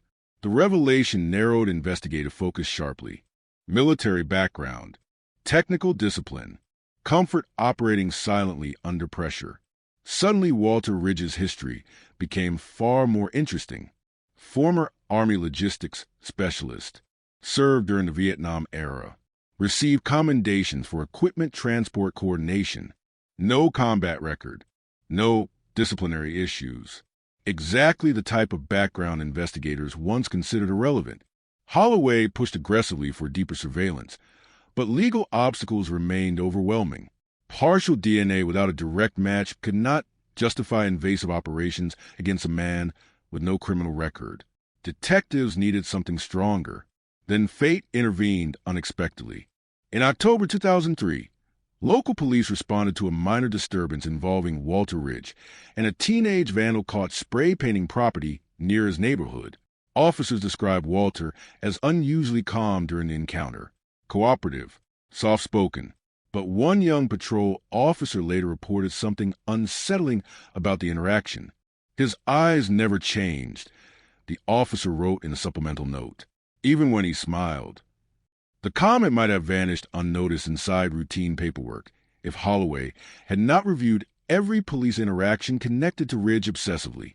He became convinced the suspect possessed an extraordinary ability to simulate normal emotional responses without actually feeling them. Psychologists reviewing witness accounts later described the behavior as consistent with highly controlled psychopathy. Still, no arrest came, no breakthrough. The case hovered endlessly between suspicion and proof. And while investigators struggled against legal limitations and aging evidence, the killer continued moving quietly through suburban life untouched. He attended neighborhood cookouts, held doors open for strangers at grocery stores, spoke politely with cashiers. Children living nearby knew him only as Mr. Ridge, the older man who complained about loud music and water flowers every evening before sunset. Nobody saw the predator hidden underneath. Nobody imagined that less than 20 feet from his living room, sealed inside dusty containers beneath old tools and holiday decorations, rested enough evidence to expose one of the most prolific serial killers in American history. Then in 2004, a single forgotten strand of hair changed everything. The evidence originated from Caroline Reeves, the second victim discovered beside the irrigation canal nearly 20 years earlier. Forensic technicians during the original investigation preserved several hairs clutched tightly inside her right hand. At the time, technology could not extract meaningful profiles. The samples remained archived for decades, nearly discarded during one evidence room transfer before technicians saved them by chance. Now modern DNA amplification techniques offered new possibilities. Scientists worked carefully for weeks inside sterile laboratories, attempting extraction from material no wider than thread fibers. Most investigators expected failure. The samples were old, damaged, contaminated by time itself. Then the laboratory called. They had a profile, partial, but usable. And for the first time since the nightmare began decades earlier, the killer was no longer invisible. He was biological, traceable, human. He lived next door for 40 years. DNA finally exposed a serial killer nobody suspected. Part 6. The atmosphere inside the cold case unit changed instantly after the DNA profile emerged from the evidence connected to Caroline Reeves.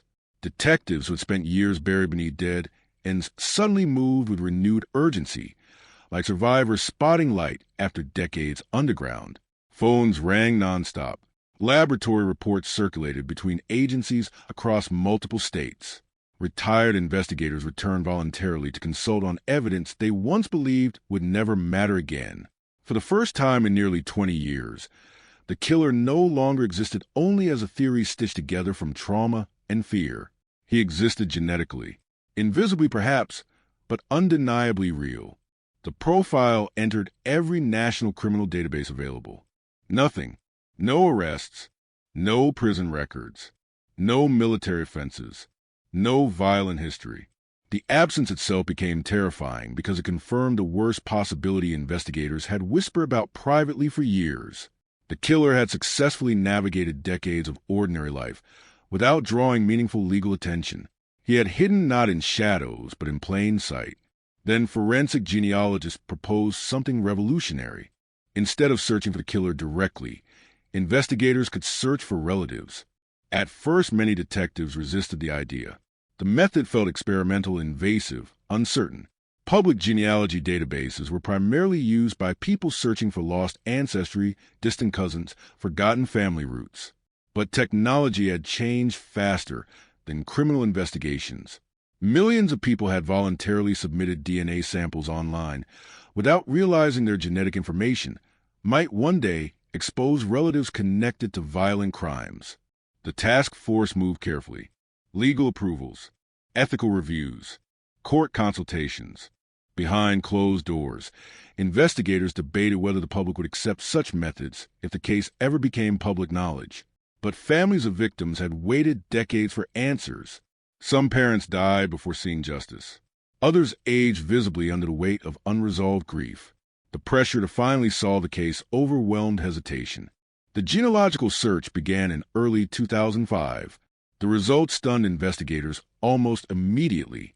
The unknown DNA profile shared partial genetic markers with several distant relatives living throughout the Midwest.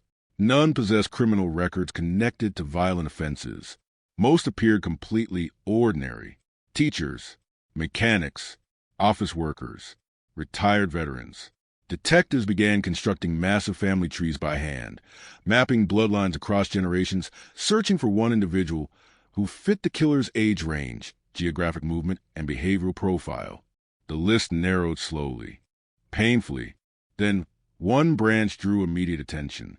A family line connected distantly to Walter Ridge. Detective Frank Holloway reportedly stared at the chart in silence for nearly 2 full minutes after seeing the connection appear highlighted across the screen. Years earlier, he had practically begged investigators to examine Ridge more closely. Most colleagues considered his obsession unhealthy. Now the science pointed directly back toward the same quiet suburban retiree. But still, investigators needed confirmation. Partial genealogy links were not enough for arrest warrants. The task force launched covert surveillance operations against Walter Ridge in complete secrecy. Unmarked vehicles rotated outside his neighborhood for weeks. Investigators tracked routines carefully. Walter appeared painfully ordinary. Morning coffee at exactly 6:30. Gardening by late afternoon. Grocery shopping every Wednesday. Church on Sundays. He complained about rising gas prices during conversations with neighbors. Sometimes he waved politely at children walking home from school. Nothing about him resembled the monster surviving victims described, and that contradiction disturbed investigators more than anything else. One surveillance officer later admitted the operation felt psychologically disorienting. "You start doubting yourself," he said. "You watch this old man buying birdseed and arguing about lawn fertilizer, and your brain refuses to connect him to torture and murder." But Frank Holloway never doubted. He spent hours reviewing archived witness statements, searching for overlaps with Walter's habits and personality. Then he found something buried inside an old interview transcript from the Laura Bennett attack. During hypnosis-assisted recall therapy years earlier, Laura remembered a tiny detail investigators initially dismissed. The attacker smelled faintly of machine oil and fresh-cut grass. Walter Ridge spent 37 years working municipal maintenance and landscaping routes. The connection alone proved nothing, but the pattern kept tightening. Then came another breakthrough. Investigators secretly collected discarded trash from Walter's curbside garbage during routine pickup. Inside one plastic cup, forensic analysts recovered saliva traces from a cigarette butt. The evidence moved under armed transport directly to state laboratories. No one slept that night inside the task force. Technicians worked through early morning hours comparing the sample against the partial DNA profile recovered from Caroline Reeves. At 3:17 a.m., the laboratory director called the lead investigator personally. The samples were consistent. Not absolute confirmation yet, but overwhelmingly close. The room reportedly fell silent after the announcement. Some detectives stared at evidence boards, unable to speak. Others simply sat down as decades of frustration, grief, obsession, and horror crashed together in one overwhelming realization. The killer had never disappeared. He had simply grown old. And for more than 40 years, he had lived quietly among ordinary people while families buried victims and investigators destroyed themselves chasing shadows. Surveillance intensified immediately after the preliminary match. Detectives feared Walter might sense the investigation closing around him, but the old man showed no visible signs of panic. He continued routines calmly, read newspapers on his porch, trimmed hedges, drove to hardware stores. Investigators became unnerved by his composure. Either he remained completely unaware of the investigation or possessed emotional control beyond anything they previously encountered. Then something happened that chilled the entire task force. During one afternoon surveillance shift, Walter stopped mowing his lawn unexpectedly and stared directly toward the unmarked vehicle parked half a block away. Witnesses later described the moment as deeply unsettling. He didn't appear confused or suspicious. He simply looked at the vehicle for several seconds with calm recognition, then smiled faintly before returning to work. Some investigators believed he knew. Others argued it was coincidence. But nobody forgot the feeling. The task force prepared carefully for the final confirmation. Detectives needed indisputable DNA before making an arrest connected to one of the most infamous unsolved murder cases in the country. They decided to obtain a fresh biological sample directly from Walter without alerting him. The opportunity arrived at a local diner. Walter visited the same small restaurant every Friday morning after grocery shopping. Investigators watched from separate tables while he ate eggs, toast, and black coffee exactly as he had done for years. He read local newspapers quietly, spoke briefly with waitresses who knew him by name, paid cash, smiled politely. Then he left. Behind him remained a ceramic coffee cup. Investigators moved quickly. The cup entered evidence packaging before Walter's vehicle even exited the parking lot. Hours later, the final laboratory comparison began. Every detective involved understood the magnitude of the moment. If the DNA matched completely, they were no longer hunting a suspect. They were preparing to expose one of the most prolific hidden predators in modern history. The results arrived shortly before midnight. Exact match. No ambiguity. No uncertainty. Walter Ridge's DNA matched biological evidence recovered from multiple murders spanning nearly 2 decades. The room exploded emotionally. Some detectives shouted. Others cried openly. Frank Holloway reportedly walked outside alone and sat inside his car for nearly an hour unable to speak. He had spent years chasing instincts colleagues once mocked. Now the truth stood undeniable. The friendly old neighbor, the retired maintenance worker, the quiet grandfather watering flowers every evening. He was the killer, but the horror deepened further once investigators examined his background more aggressively. Walter had lived within driving distance of nearly every major attack site. Employment records place him near critical stalking zones before several murders. Archived photographs from community events unknowingly captured him standing in crowds during vigils held for victims he personally murdered. In one image later released publicly, Walter appears less than 20 feet behind Melissa Harding's grieving parents during a candlelight memorial service. The photograph devastated the nation after publication, because suddenly everyone understood the true nature of the monster investigators had hunted for decades. He wasn't hiding underground. He wasn't isolated from society. He moved directly through it, comfortably, confidently, invisible precisely because he appeared ordinary. Yet, even after the DNA confirmation, investigators hesitated briefly before making the arrest. They feared Walter might possess weapons, escape plans, or suicide intentions. Tactical units developed operational strategies carefully. Psychological analysts warned that offenders maintaining double lives for decades often reacted unpredictably when exposure became inevitable. Meanwhile, Walter spent his evenings, exactly as always, watching television, watering plants, waving politely at neighbors. No one living nearby had the slightest idea heavily armed investigators were preparing to descend upon their peaceful suburban street and expose a nightmare buried beneath 40 years of normal life. Then on the night before the arrest operation, one detective reviewing archived evidence discovered something hidden inside an old notebook recovered from a victim's apartment years earlier. A phone number, partially erased. The number belonged to Walter Ridge. The killer had been standing near the investigation from the very beginning, and somehow, impossibly, no one saw him. He lived next door for 40 years. DNA finally exposed a serial killer nobody suspected. Part 7. The arrest operation began at 4:11 a.m. beneath a cold gray sky that made the suburban neighborhood look almost unreal, as though the entire street had been frozen inside a photograph moments before impact. Tactical vehicles rolled silently through quiet intersections, while residents slept behind curtains unaware history was approaching their front lawns. Investigators spent weeks planning every detail. Entry points, escape routes, medical teams, media containment, negotiators.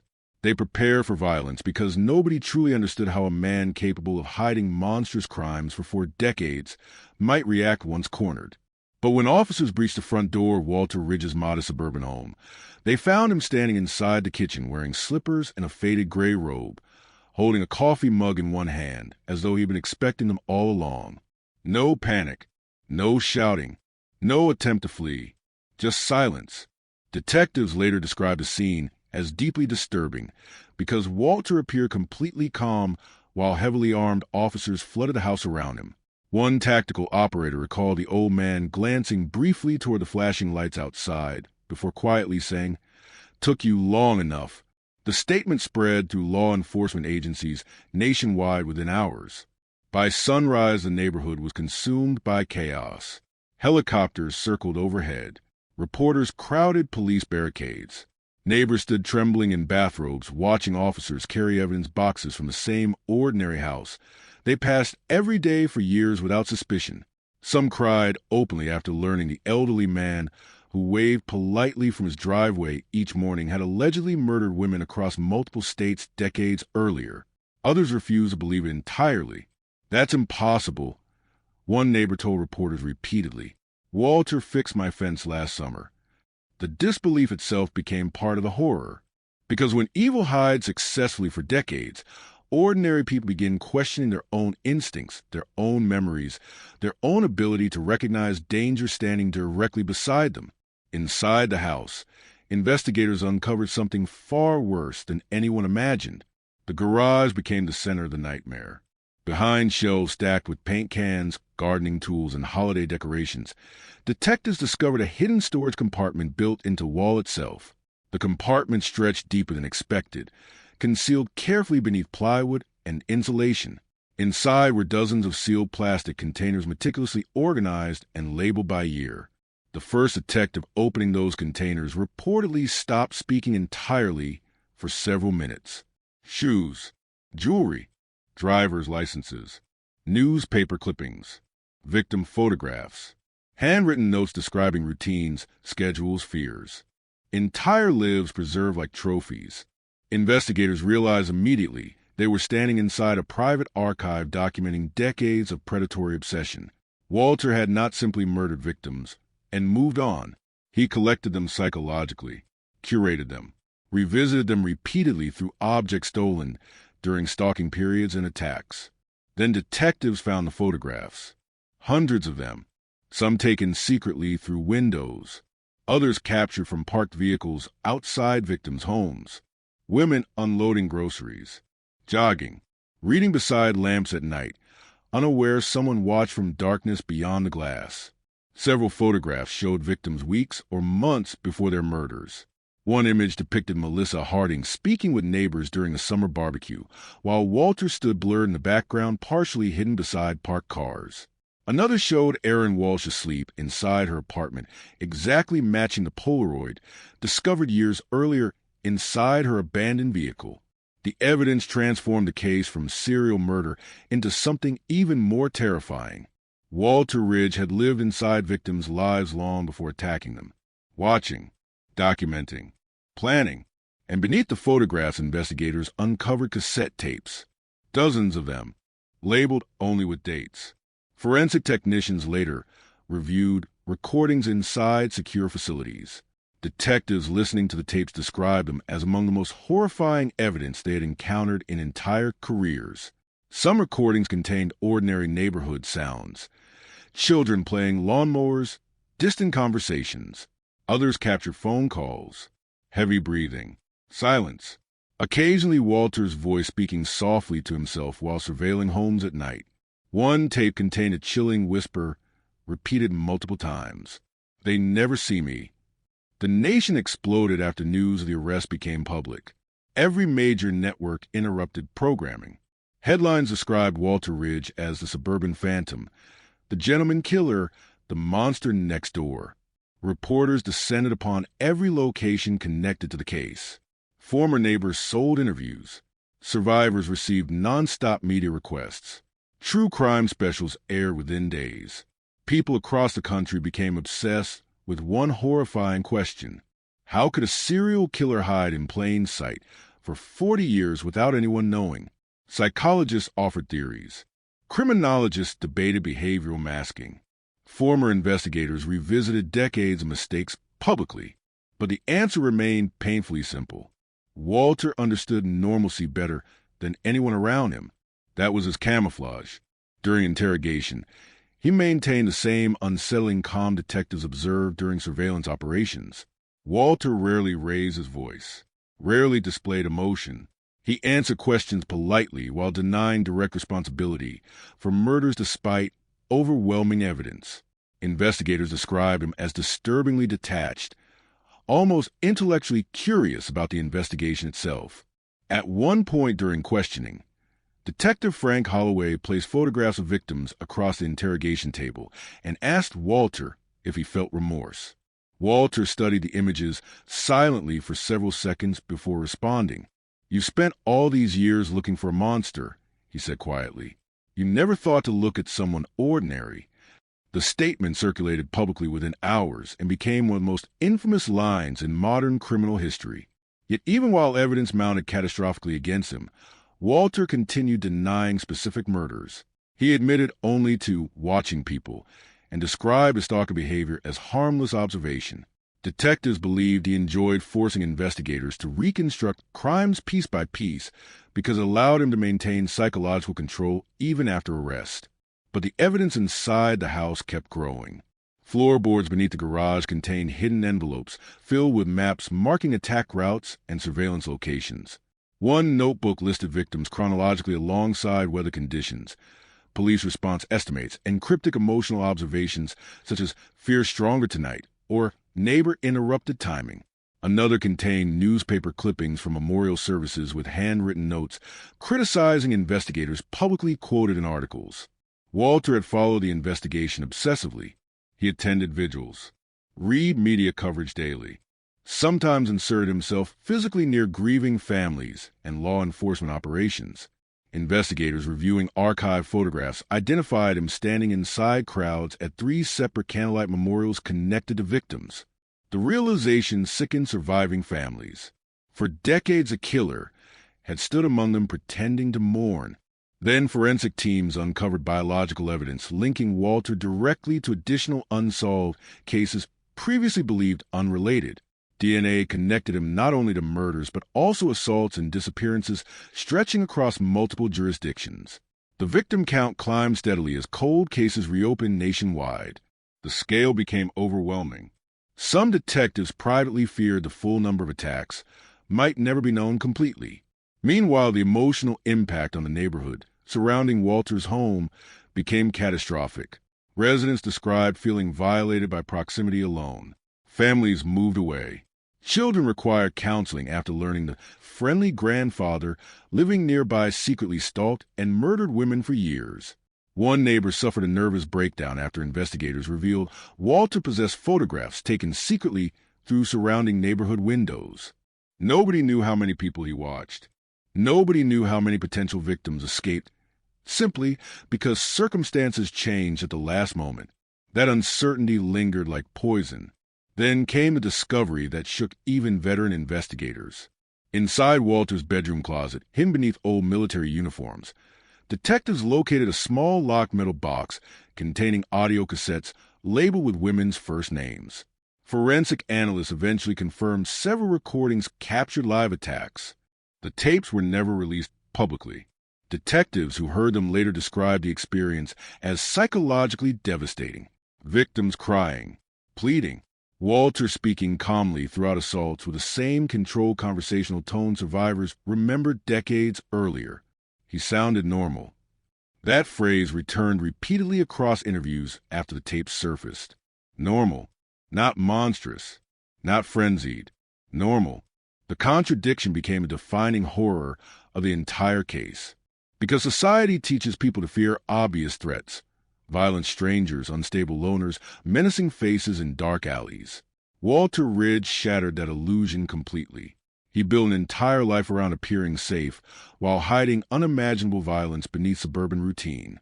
As prosecutors prepared formal charges, surviving victims finally confronted a reality that haunted them for decades.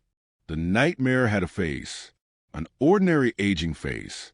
And for 40 years, it smiled politely at neighbors while carrying memories soaked in terror and blood. But investigators soon realized something even worse.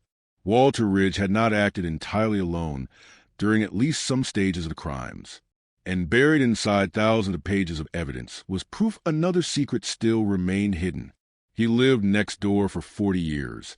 DNA finally exposed a serial killer nobody suspected. Part 8.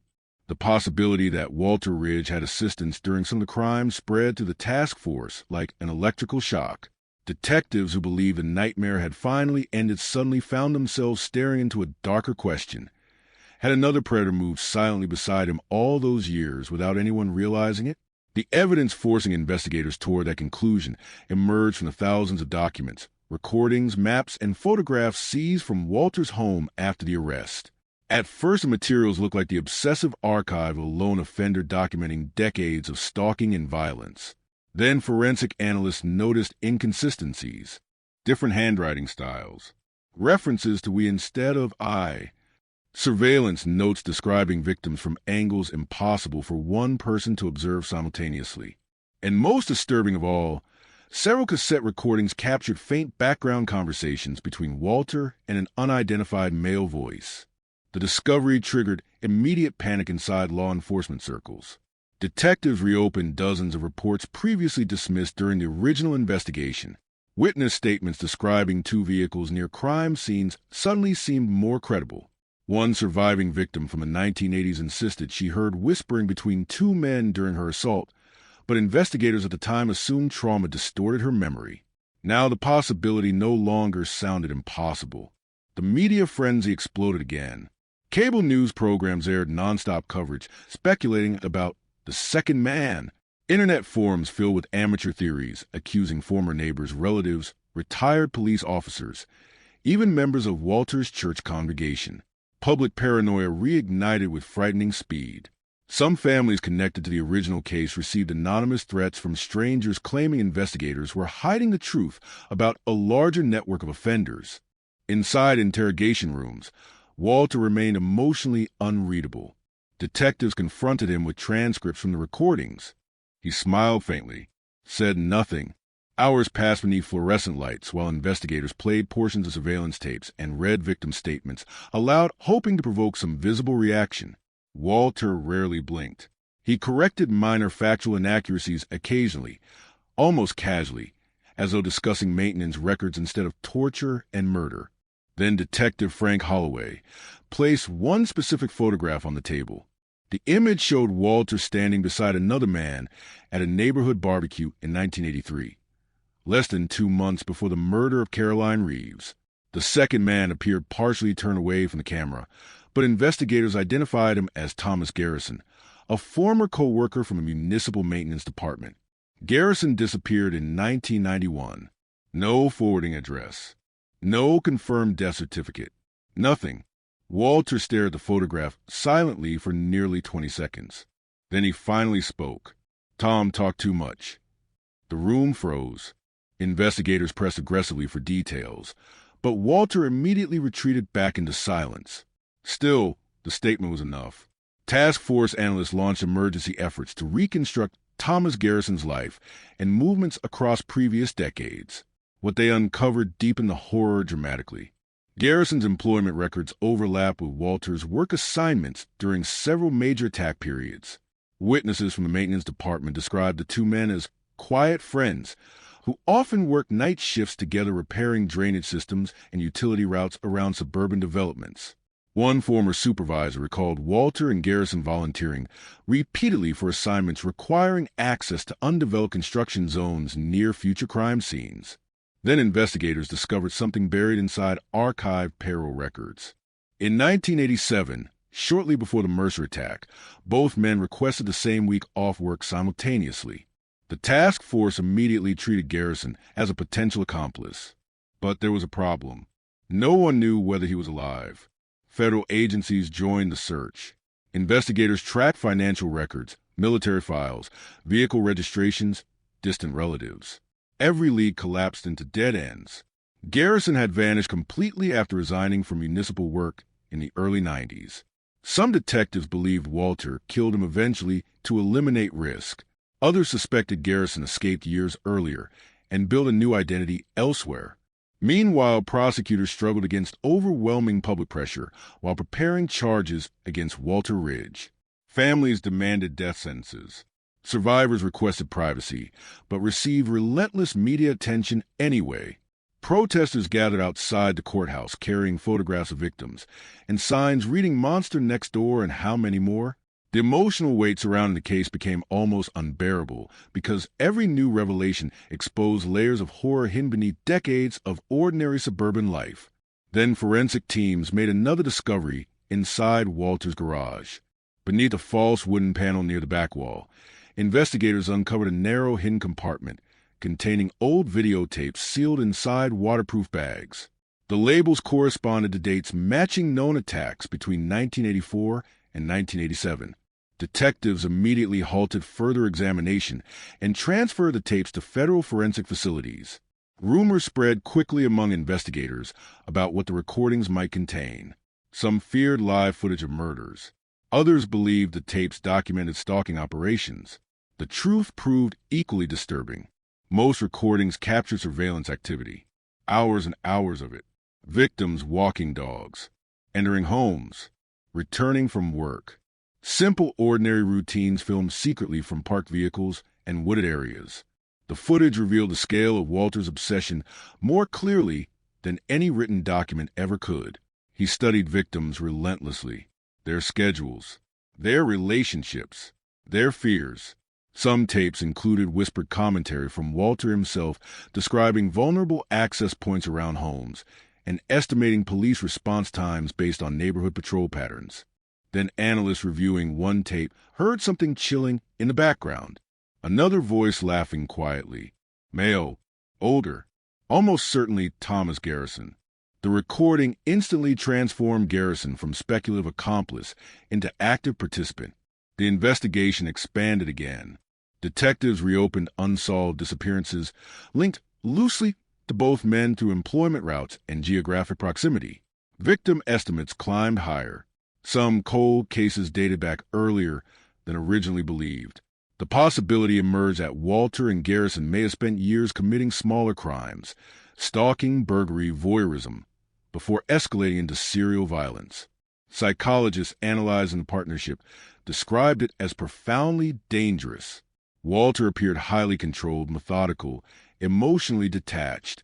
Garrison, based on recovered audio, seemed more impulsive and verbally expressive.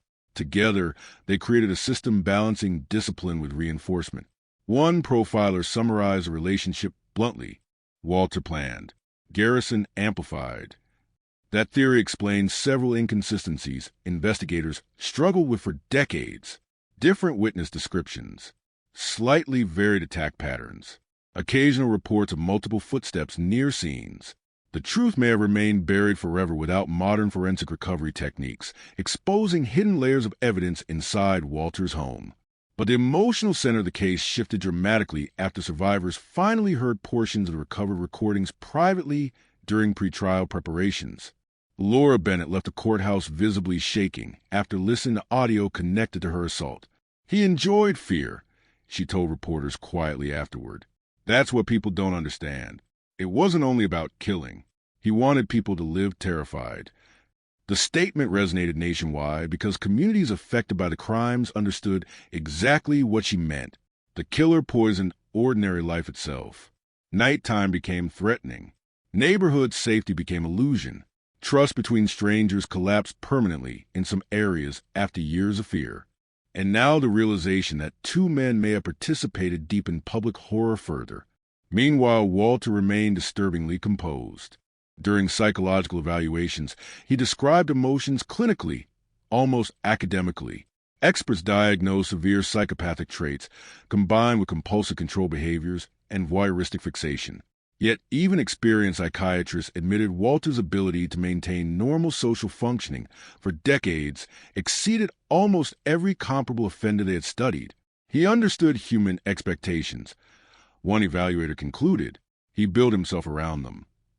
That ability explained why neighbors defended him publicly even after DNA evidence became overwhelming. Several longtime residents insisted investigators must have made mistakes because Walter always appeared polite and dependable. The contradiction between appearance and reality shattered people psychologically.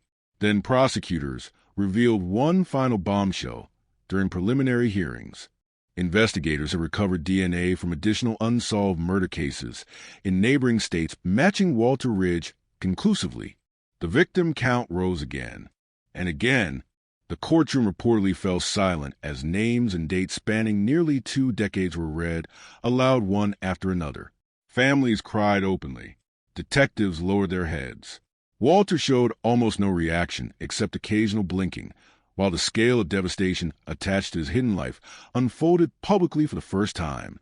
But buried within thousands of recovered pages from Walter's hidden archive was one final mystery investigators still could not explain. Several victims listed inside his notebooks had never been identified publicly. No bodies, no missing person reports, just names, dates, and cryptic notes ended with the same chilling phrase repeated again and again. Still looking. He lived next door for 40 years. DNA finally exposed a serial killer nobody suspected. Part 9. The unidentified names buried inside Walter Ridge's notebooks became the most terrifying mystery investigators had faced since the arrest itself. Detectives initially believed the entries referred to stalking targets who were never attacked, fantasies recorded by a compulsive predator obsessed with surveillance and control. But as forensic teams cross-referenced dates, location, and scattered notes recovered from the hidden archive inside Walter's garage, a darker possibility emerged. Some of those women may have vanished without anyone ever connecting their disappearances to him. The realization reopened wounds across multiple states. Cold case investigators began reviewing missing person files, stretching back to the late 1970s. Women who disappeared after late work shifts. College students who vanished during road trips. Single mothers last seen leaving grocery stores. Cases once considered isolated now form an expanding constellation of horror surrounding Walter Ridge and the still missing Thomas Garrison.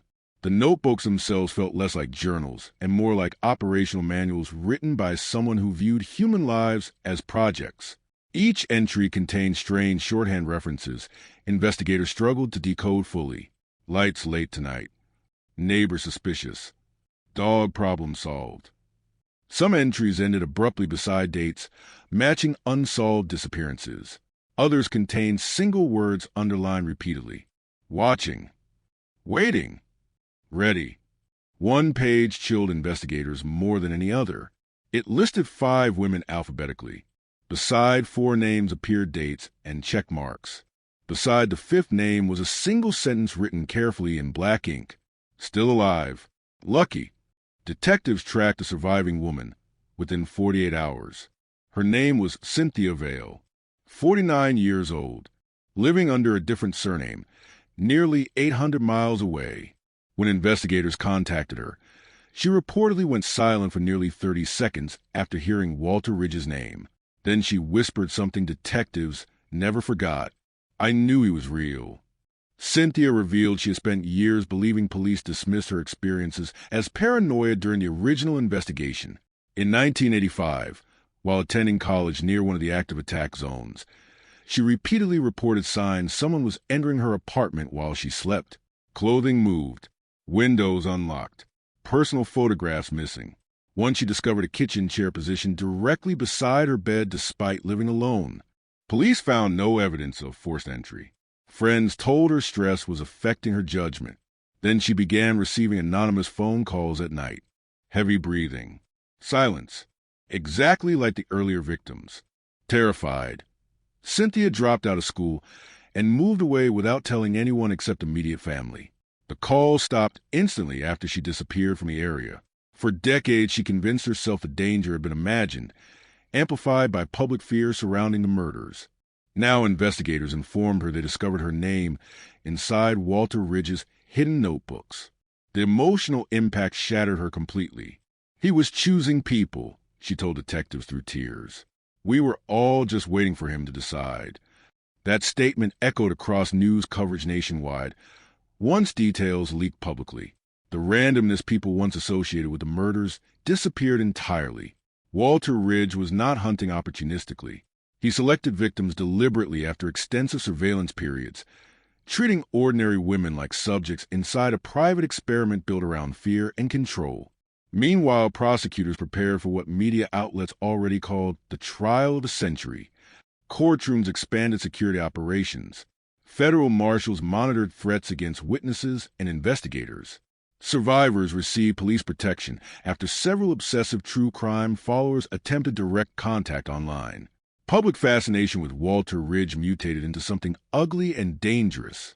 Some people viewed him less as a murderer and more as a dark celebrity created through decades of media mythology. Detective Frank Holloway despised the attention. For him, the case never centered on Walter himself. It centered on the victims. The lives interrupted permanently while the killer continued attending backyard cookouts and neighborhood meetings pretending to be harmless. Holloway spent long nights reviewing evidence, alone preparing for testimony. The closer the trial approached, the more emotionally exhausted he became. Years earlier, he believed capturing the killer would bring relief. Instead, the truth only exposed deeper horrors buried beneath the surface of the case. Then came the discovery investigators had feared secretly from the beginning. Forensic excavation teams searching wooded property once connected indirectly to Thomas Garrison uncovered human remains. 3 separate burial sites. Shallow graves. Personal effects matching missing women listed inside Walter's notebooks. The nation reacted with collective shock. News helicopters circled the excavation area continuously, while investigators worked beneath floodlights through freezing rain. Families of missing women traveled from across the country hoping for answers while dreading confirmation simultaneously. Every recovered fragment deepened the emotional devastation surrounding the case. And buried beside the remains, investigators uncovered evidence proving Walter Ridge and Thomas Garrison worked together physically during at least some murders. 2 distinct sets of boot impressions preserved beneath soil layers. Cigarette brands linked previously to Garrison. And 1 rusted pocketknife carrying partial DNA traces from both men. The partnership was no longer theoretical. It was real. The discovery transformed public understanding of the crimes entirely. Walter no longer appeared as a lone hidden monster operating invisibly inside suburbia. He represented part of something more frightening, a collaborative darkness sustained through secrecy, routine, and mutual reinforcement over decades. Psychologists analyzing the evidence concluded Garrison likely played a secondary but critical role during surveillance operations and body disposal phases. Walter remained the dominant planner. Garrison assisted, encouraged, protected. Together, they created a system that allowed violence to continue undetected far longer than investigators once believed possible. Yet despite mounting evidence, Thomas Garrison himself remained missing. Some investigators believed Walter eventually murdered him. Others suspected Garrison escaped after sensing increasing investigative pressure during the late 1980s. One theory proposed he changed identities and continued living elsewhere quietly under another name. The uncertainty terrified the public. If Garrison remained alive, another predator connected to decades of violence might still exist somewhere unnoticed. That fear intensified after investigators discovered recent activity connected to one of Garrison's old financial accounts. Small transactions, nothing dramatic, but enough to suggest someone accessed dormant records within the last 5 years. The FBI launched a nationwide fugitive operation quietly behind the scenes. No results, no confirmed sightings, nothing solid. Meanwhile, Walter Ridge prepared for trial with the same cold composure that unsettled investigators from a moment of arrest. Jail personnel described him as polite, cooperative, emotionally flat. He read newspapers daily and followed media coverage obsessively. Occasionally, he corrected factual inaccuracies during conversations with attorneys, almost as though he remained invested in preserving the accuracy of his crimes historically. Then prosecutors released selected excerpts from Walter's notebooks publicly for the first time. The reaction was explosive. One passage described stalking Melissa Harding for nearly 6 weeks before her murder. Another detailed neighborhood patrol patterns around Rebecca Nolan's residence. But the most disturbing excerpt came from an undated entry apparently written after watching community fear escalate through media coverage. They lock doors now. They watch shadows. They teach children fear. I changed the whole town. The sentence revealed the true emotional center of Walter's obsession. Power, not merely physical violence. Psychological domination. He wanted communities to feel unsafe permanently. He wanted ordinary life itself contaminated by fear. Survivors understood that truth instinctively long before investigators did. Laura Bennett later testified that the attack destroyed her ability to trust silence at night ever again. Sharon Velasquez admitted she still checked windows repeatedly every evening despite living thousands of miles from the original crimes. He stayed inside our heads, she told reporters. That's what killers like him really steal. The trial finally began beneath crushing media attention. Hundreds of journalists crowded courthouse steps before sunrise each morning. Protesters held victim photographs outside security barricades. Families entered courtrooms carrying decades of grief visibly etched across aging faces. And seated quietly at the defense table, wearing a plain gray suit, sat Walter Ridge, the ordinary grandfather next door, the man neighbors trusted, the man children waved to from bicycles, the man who spent 40 years smiling politely while hiding one of the darkest secrets in modern criminal history. But as opening statements began and prosecutors prepared to expose the full scale of horror hidden behind Walter's suburban life, investigators still carried one unresolved fear deep in the background.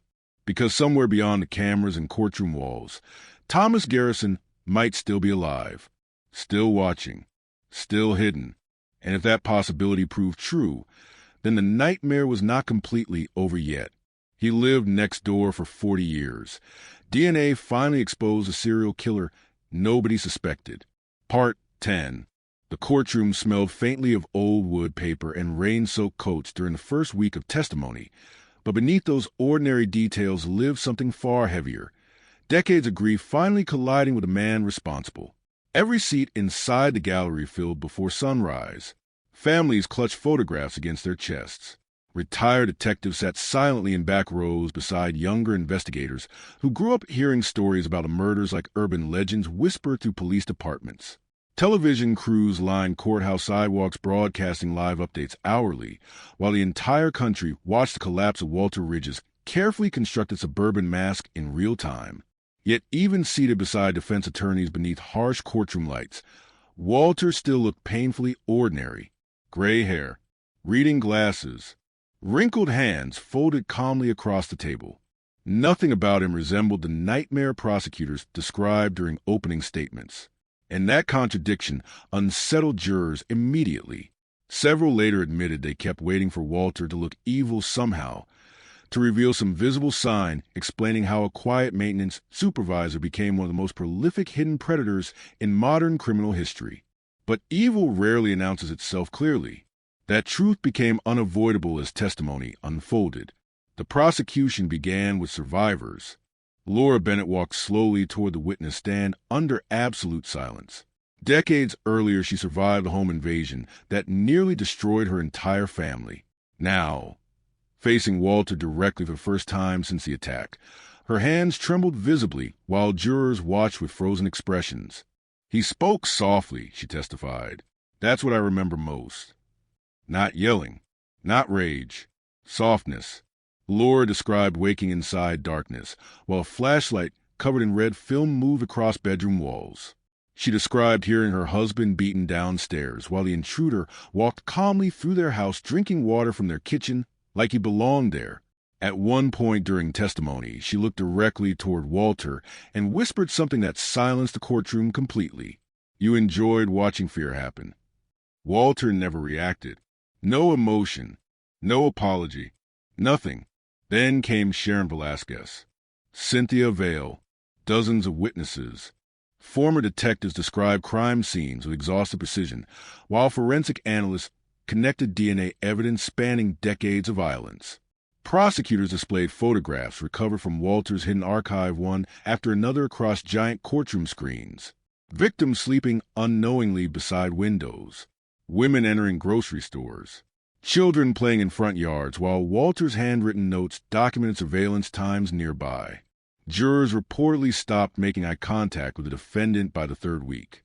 The emotional center of the trial shifted permanently after prosecutors introduced the audio recordings recovered from Walter's hidden metal box.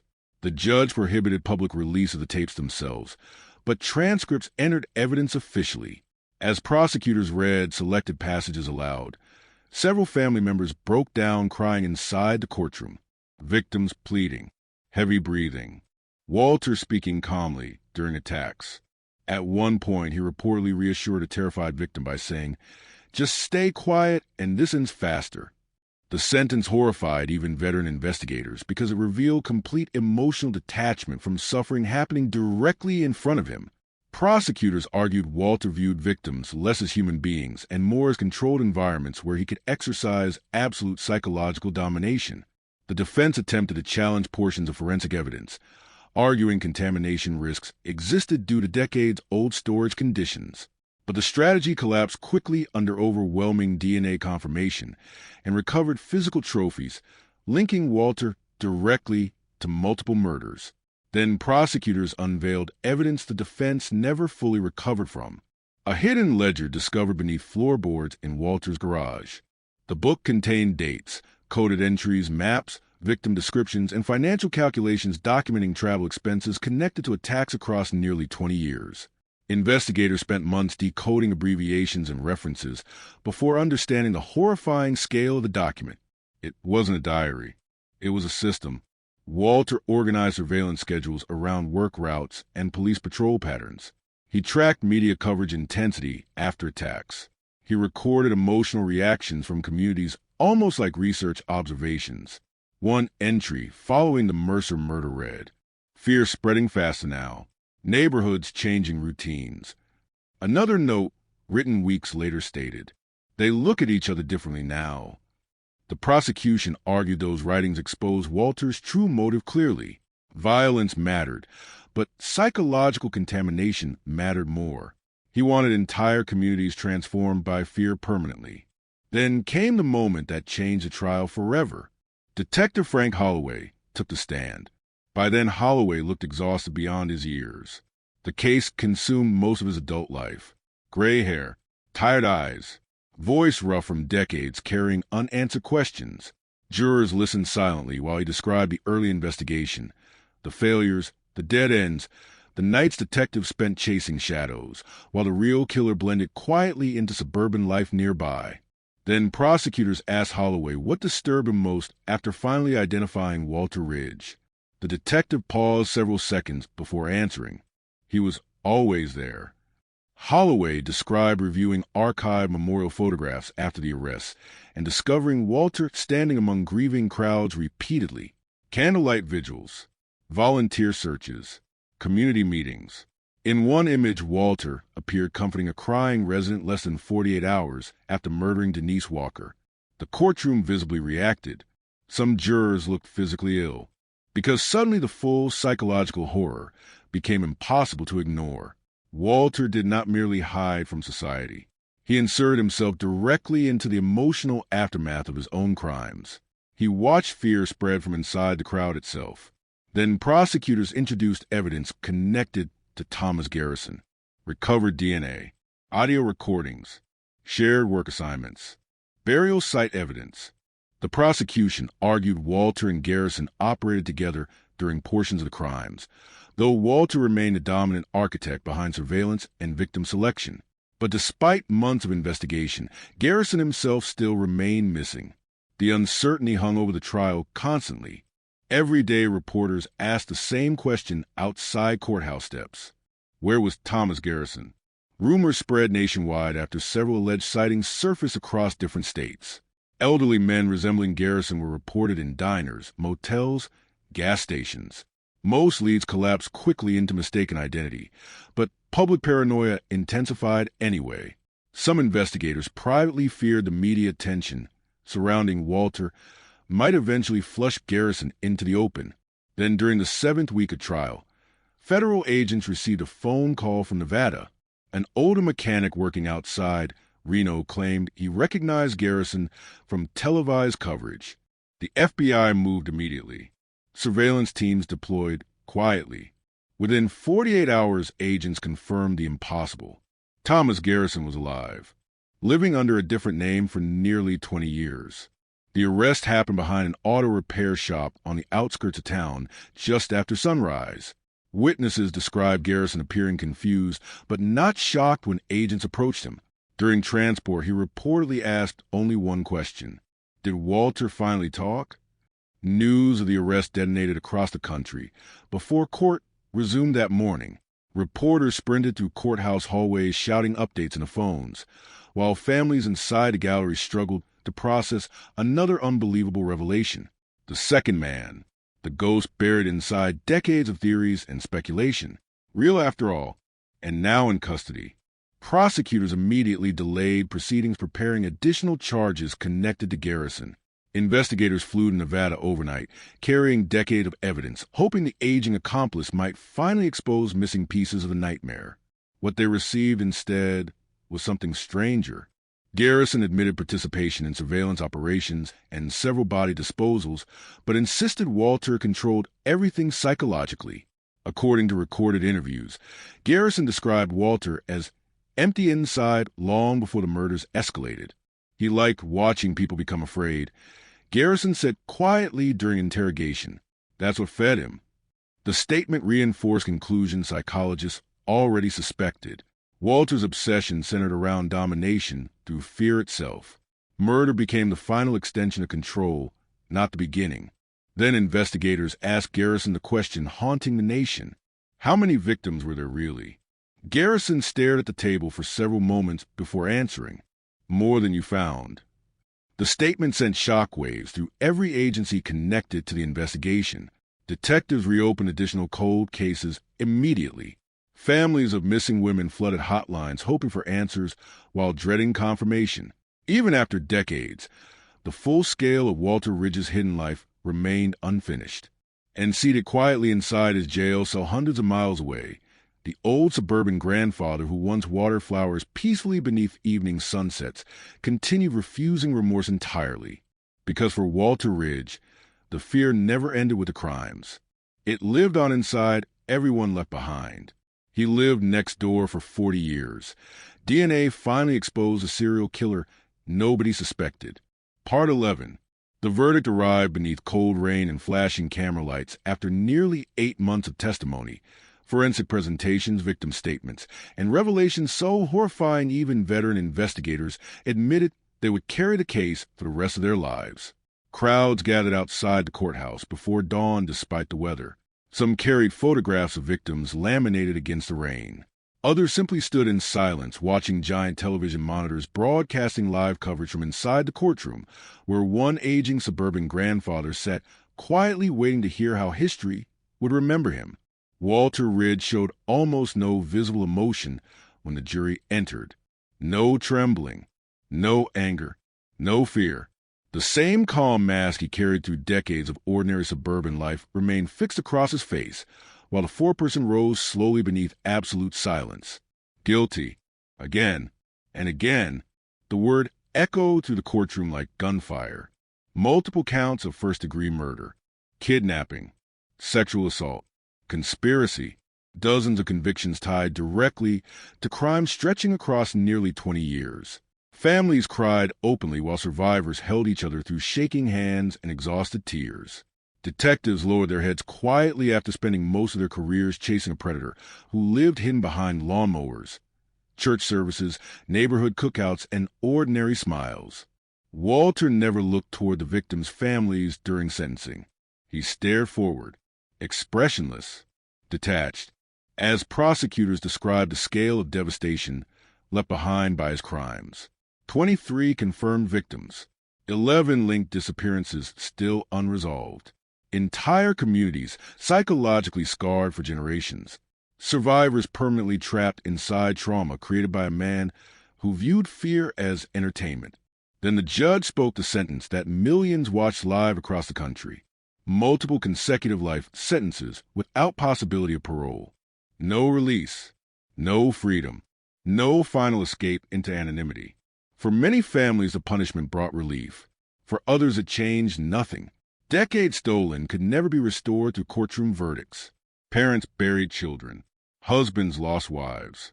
Survivors carried nightmares across entire lifetimes, while Walter Ridge spent those same years planting flowers beside his mailbox and waving politely at neighbors who never suspected the truth. But even after sentencing, the nightmare refused to end cleanly, because Thomas Garrison began talking. Not completely, not clearly, but enough. Federal investigators transferred Garrison between secure facilities for months, conducting interviews tied to unsolved disappearances connected loosely to Walter's notebooks. The aging accomplice appeared physically weaker than Walter, more emotionally unstable, almost frightened by the scale of exposure surrounding the case. Sometimes he cooperated for hours, describing surveillance operations and burial locations from decades earlier. Other times he shut down entirely, refusing speech for days. Then in one late-night interrogation session, Garrison revealed something that froze the room. There was one he never wrote down. Investigators pushed immediately for details. Garrison described a woman abducted during the winter of 1982 before the officially confirmed murders began publicly. No body recovered. No surviving evidence. According to Garrison, Walter considered the crime practice and deliberately avoided documenting it because he feared making mistakes early. Detectives reopened archived missing person reports from that period and identified a possible match within 48 hours. Rachel Mercer, 19 years old, disappeared while walking home from a movie theater during heavy snowfall. Case unsolved for over 40 years. Her parents died never knowing what happened. The discovery devastated investigators because it confirmed their deepest fear once again. The full number of victims might never be known completely. Walter Ridge had spent decades perfecting invisibility. Some crimes vanish into history without evidence strong enough to survive time. Excavation teams returned to wooded properties connected to Garrison's statements throughout the following year. Several additional remains were discovered, some identified, others too degraded for immediate confirmation. Every recovery operation reopened national headlines briefly before fading again into exhausted public grief. Meanwhile, Walter adapted to prison with the same chilling emotional control he displayed everywhere else. Guards described him as polite, quiet, highly routine-oriented. He spent hours reading newspapers and true crime books about his own investigation. Occasionally, he corrected journalists through letters sent to media outlets from prison, complaining about timeline inaccuracies or exaggerated details. Even incarcerated, he still wanted control over the narrative. Psychologists studying Walter after conviction reached one overwhelming conclusion. He experienced almost no genuine remorse. Emotional responses associated with empathy appeared absent or severely impaired. But unlike disorganized violent offenders driven by chaotic impulses, Walter understood social behavior intellectually. He knew how normal people were expected to react. He mimicked concern convincingly for decades because imitation protected him. That revelation haunted society more than any crime scene photograph ever could. The monster looked ordinary because he learned ordinary behavior like a language. And perhaps even more terrifying, it worked. For 40 years, the house on Alder Street where Walter lived quietly for decades eventually sold after months, sitting abandoned behind police tape and media attention. No family wanted to move there initially. Neighbors avoided looking toward the property after dark. Some residents claimed they still felt physically uncomfortable walking past the garage where investigators discovered hidden evidence boxes containing fragments of stolen lives. Eventually, developers renovated the home completely. Fresh paint, new windows, landscaping. Children's toys returned to front lawns nearby. Life continued because neighborhoods always try to heal eventually, even after learning horror once lived directly beside them unnoticed. But the scars remain invisible beneath ordinary routines. Some surviving residents still checked locks repeatedly before bed years later.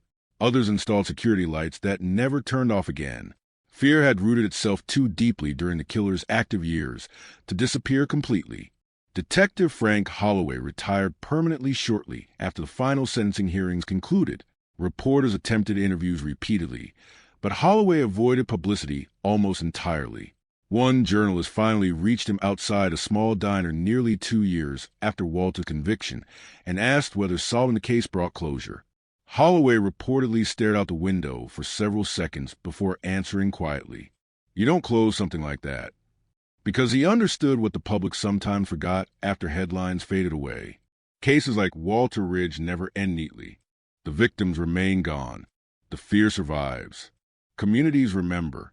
And somewhere inside old evidence rooms across the country, detectives still study unsolved files, wondering whether another ordinary face might already be hiding behind another ordinary suburban life, waiting decades before science finally exposes the truth.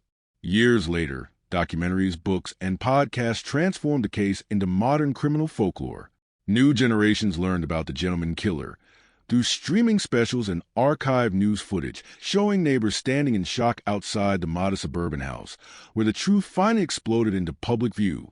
Viewers always reacted the same way when seeing Walter's photographs for the first time. He looked normal. That reaction became the final haunting legacy of the entire nightmare. Not the murders alone, not the trial, not even the decades of fear, but the unbearable realization that evil sometimes survives longest when it learns how to appear harmless. And perhaps the most chilling detail of all emerged during the final inventory of Walter Ridge's confiscated belongings years after sentencing. Investigators reviewing old prison correspondence discovered one unfinished handwritten note hidden between legal documents. No recipient listed, no clear purpose. Just a single paragraph written in Walter's careful, measured handwriting. You still think monsters announce themselves. That's why people like me always get invited inside. The note was never released publicly in full. Most detectives who worked the case believed it should remain buried forever, because after everything Walter Ridge stole from the world, that final sentence felt less like a confession and more like a warning. And on quiet suburban streets across America, beneath porch lights and trim lawns and polite waves exchanged between neighbors every evening, some people still hear that warning echo long after the story supposedly ended.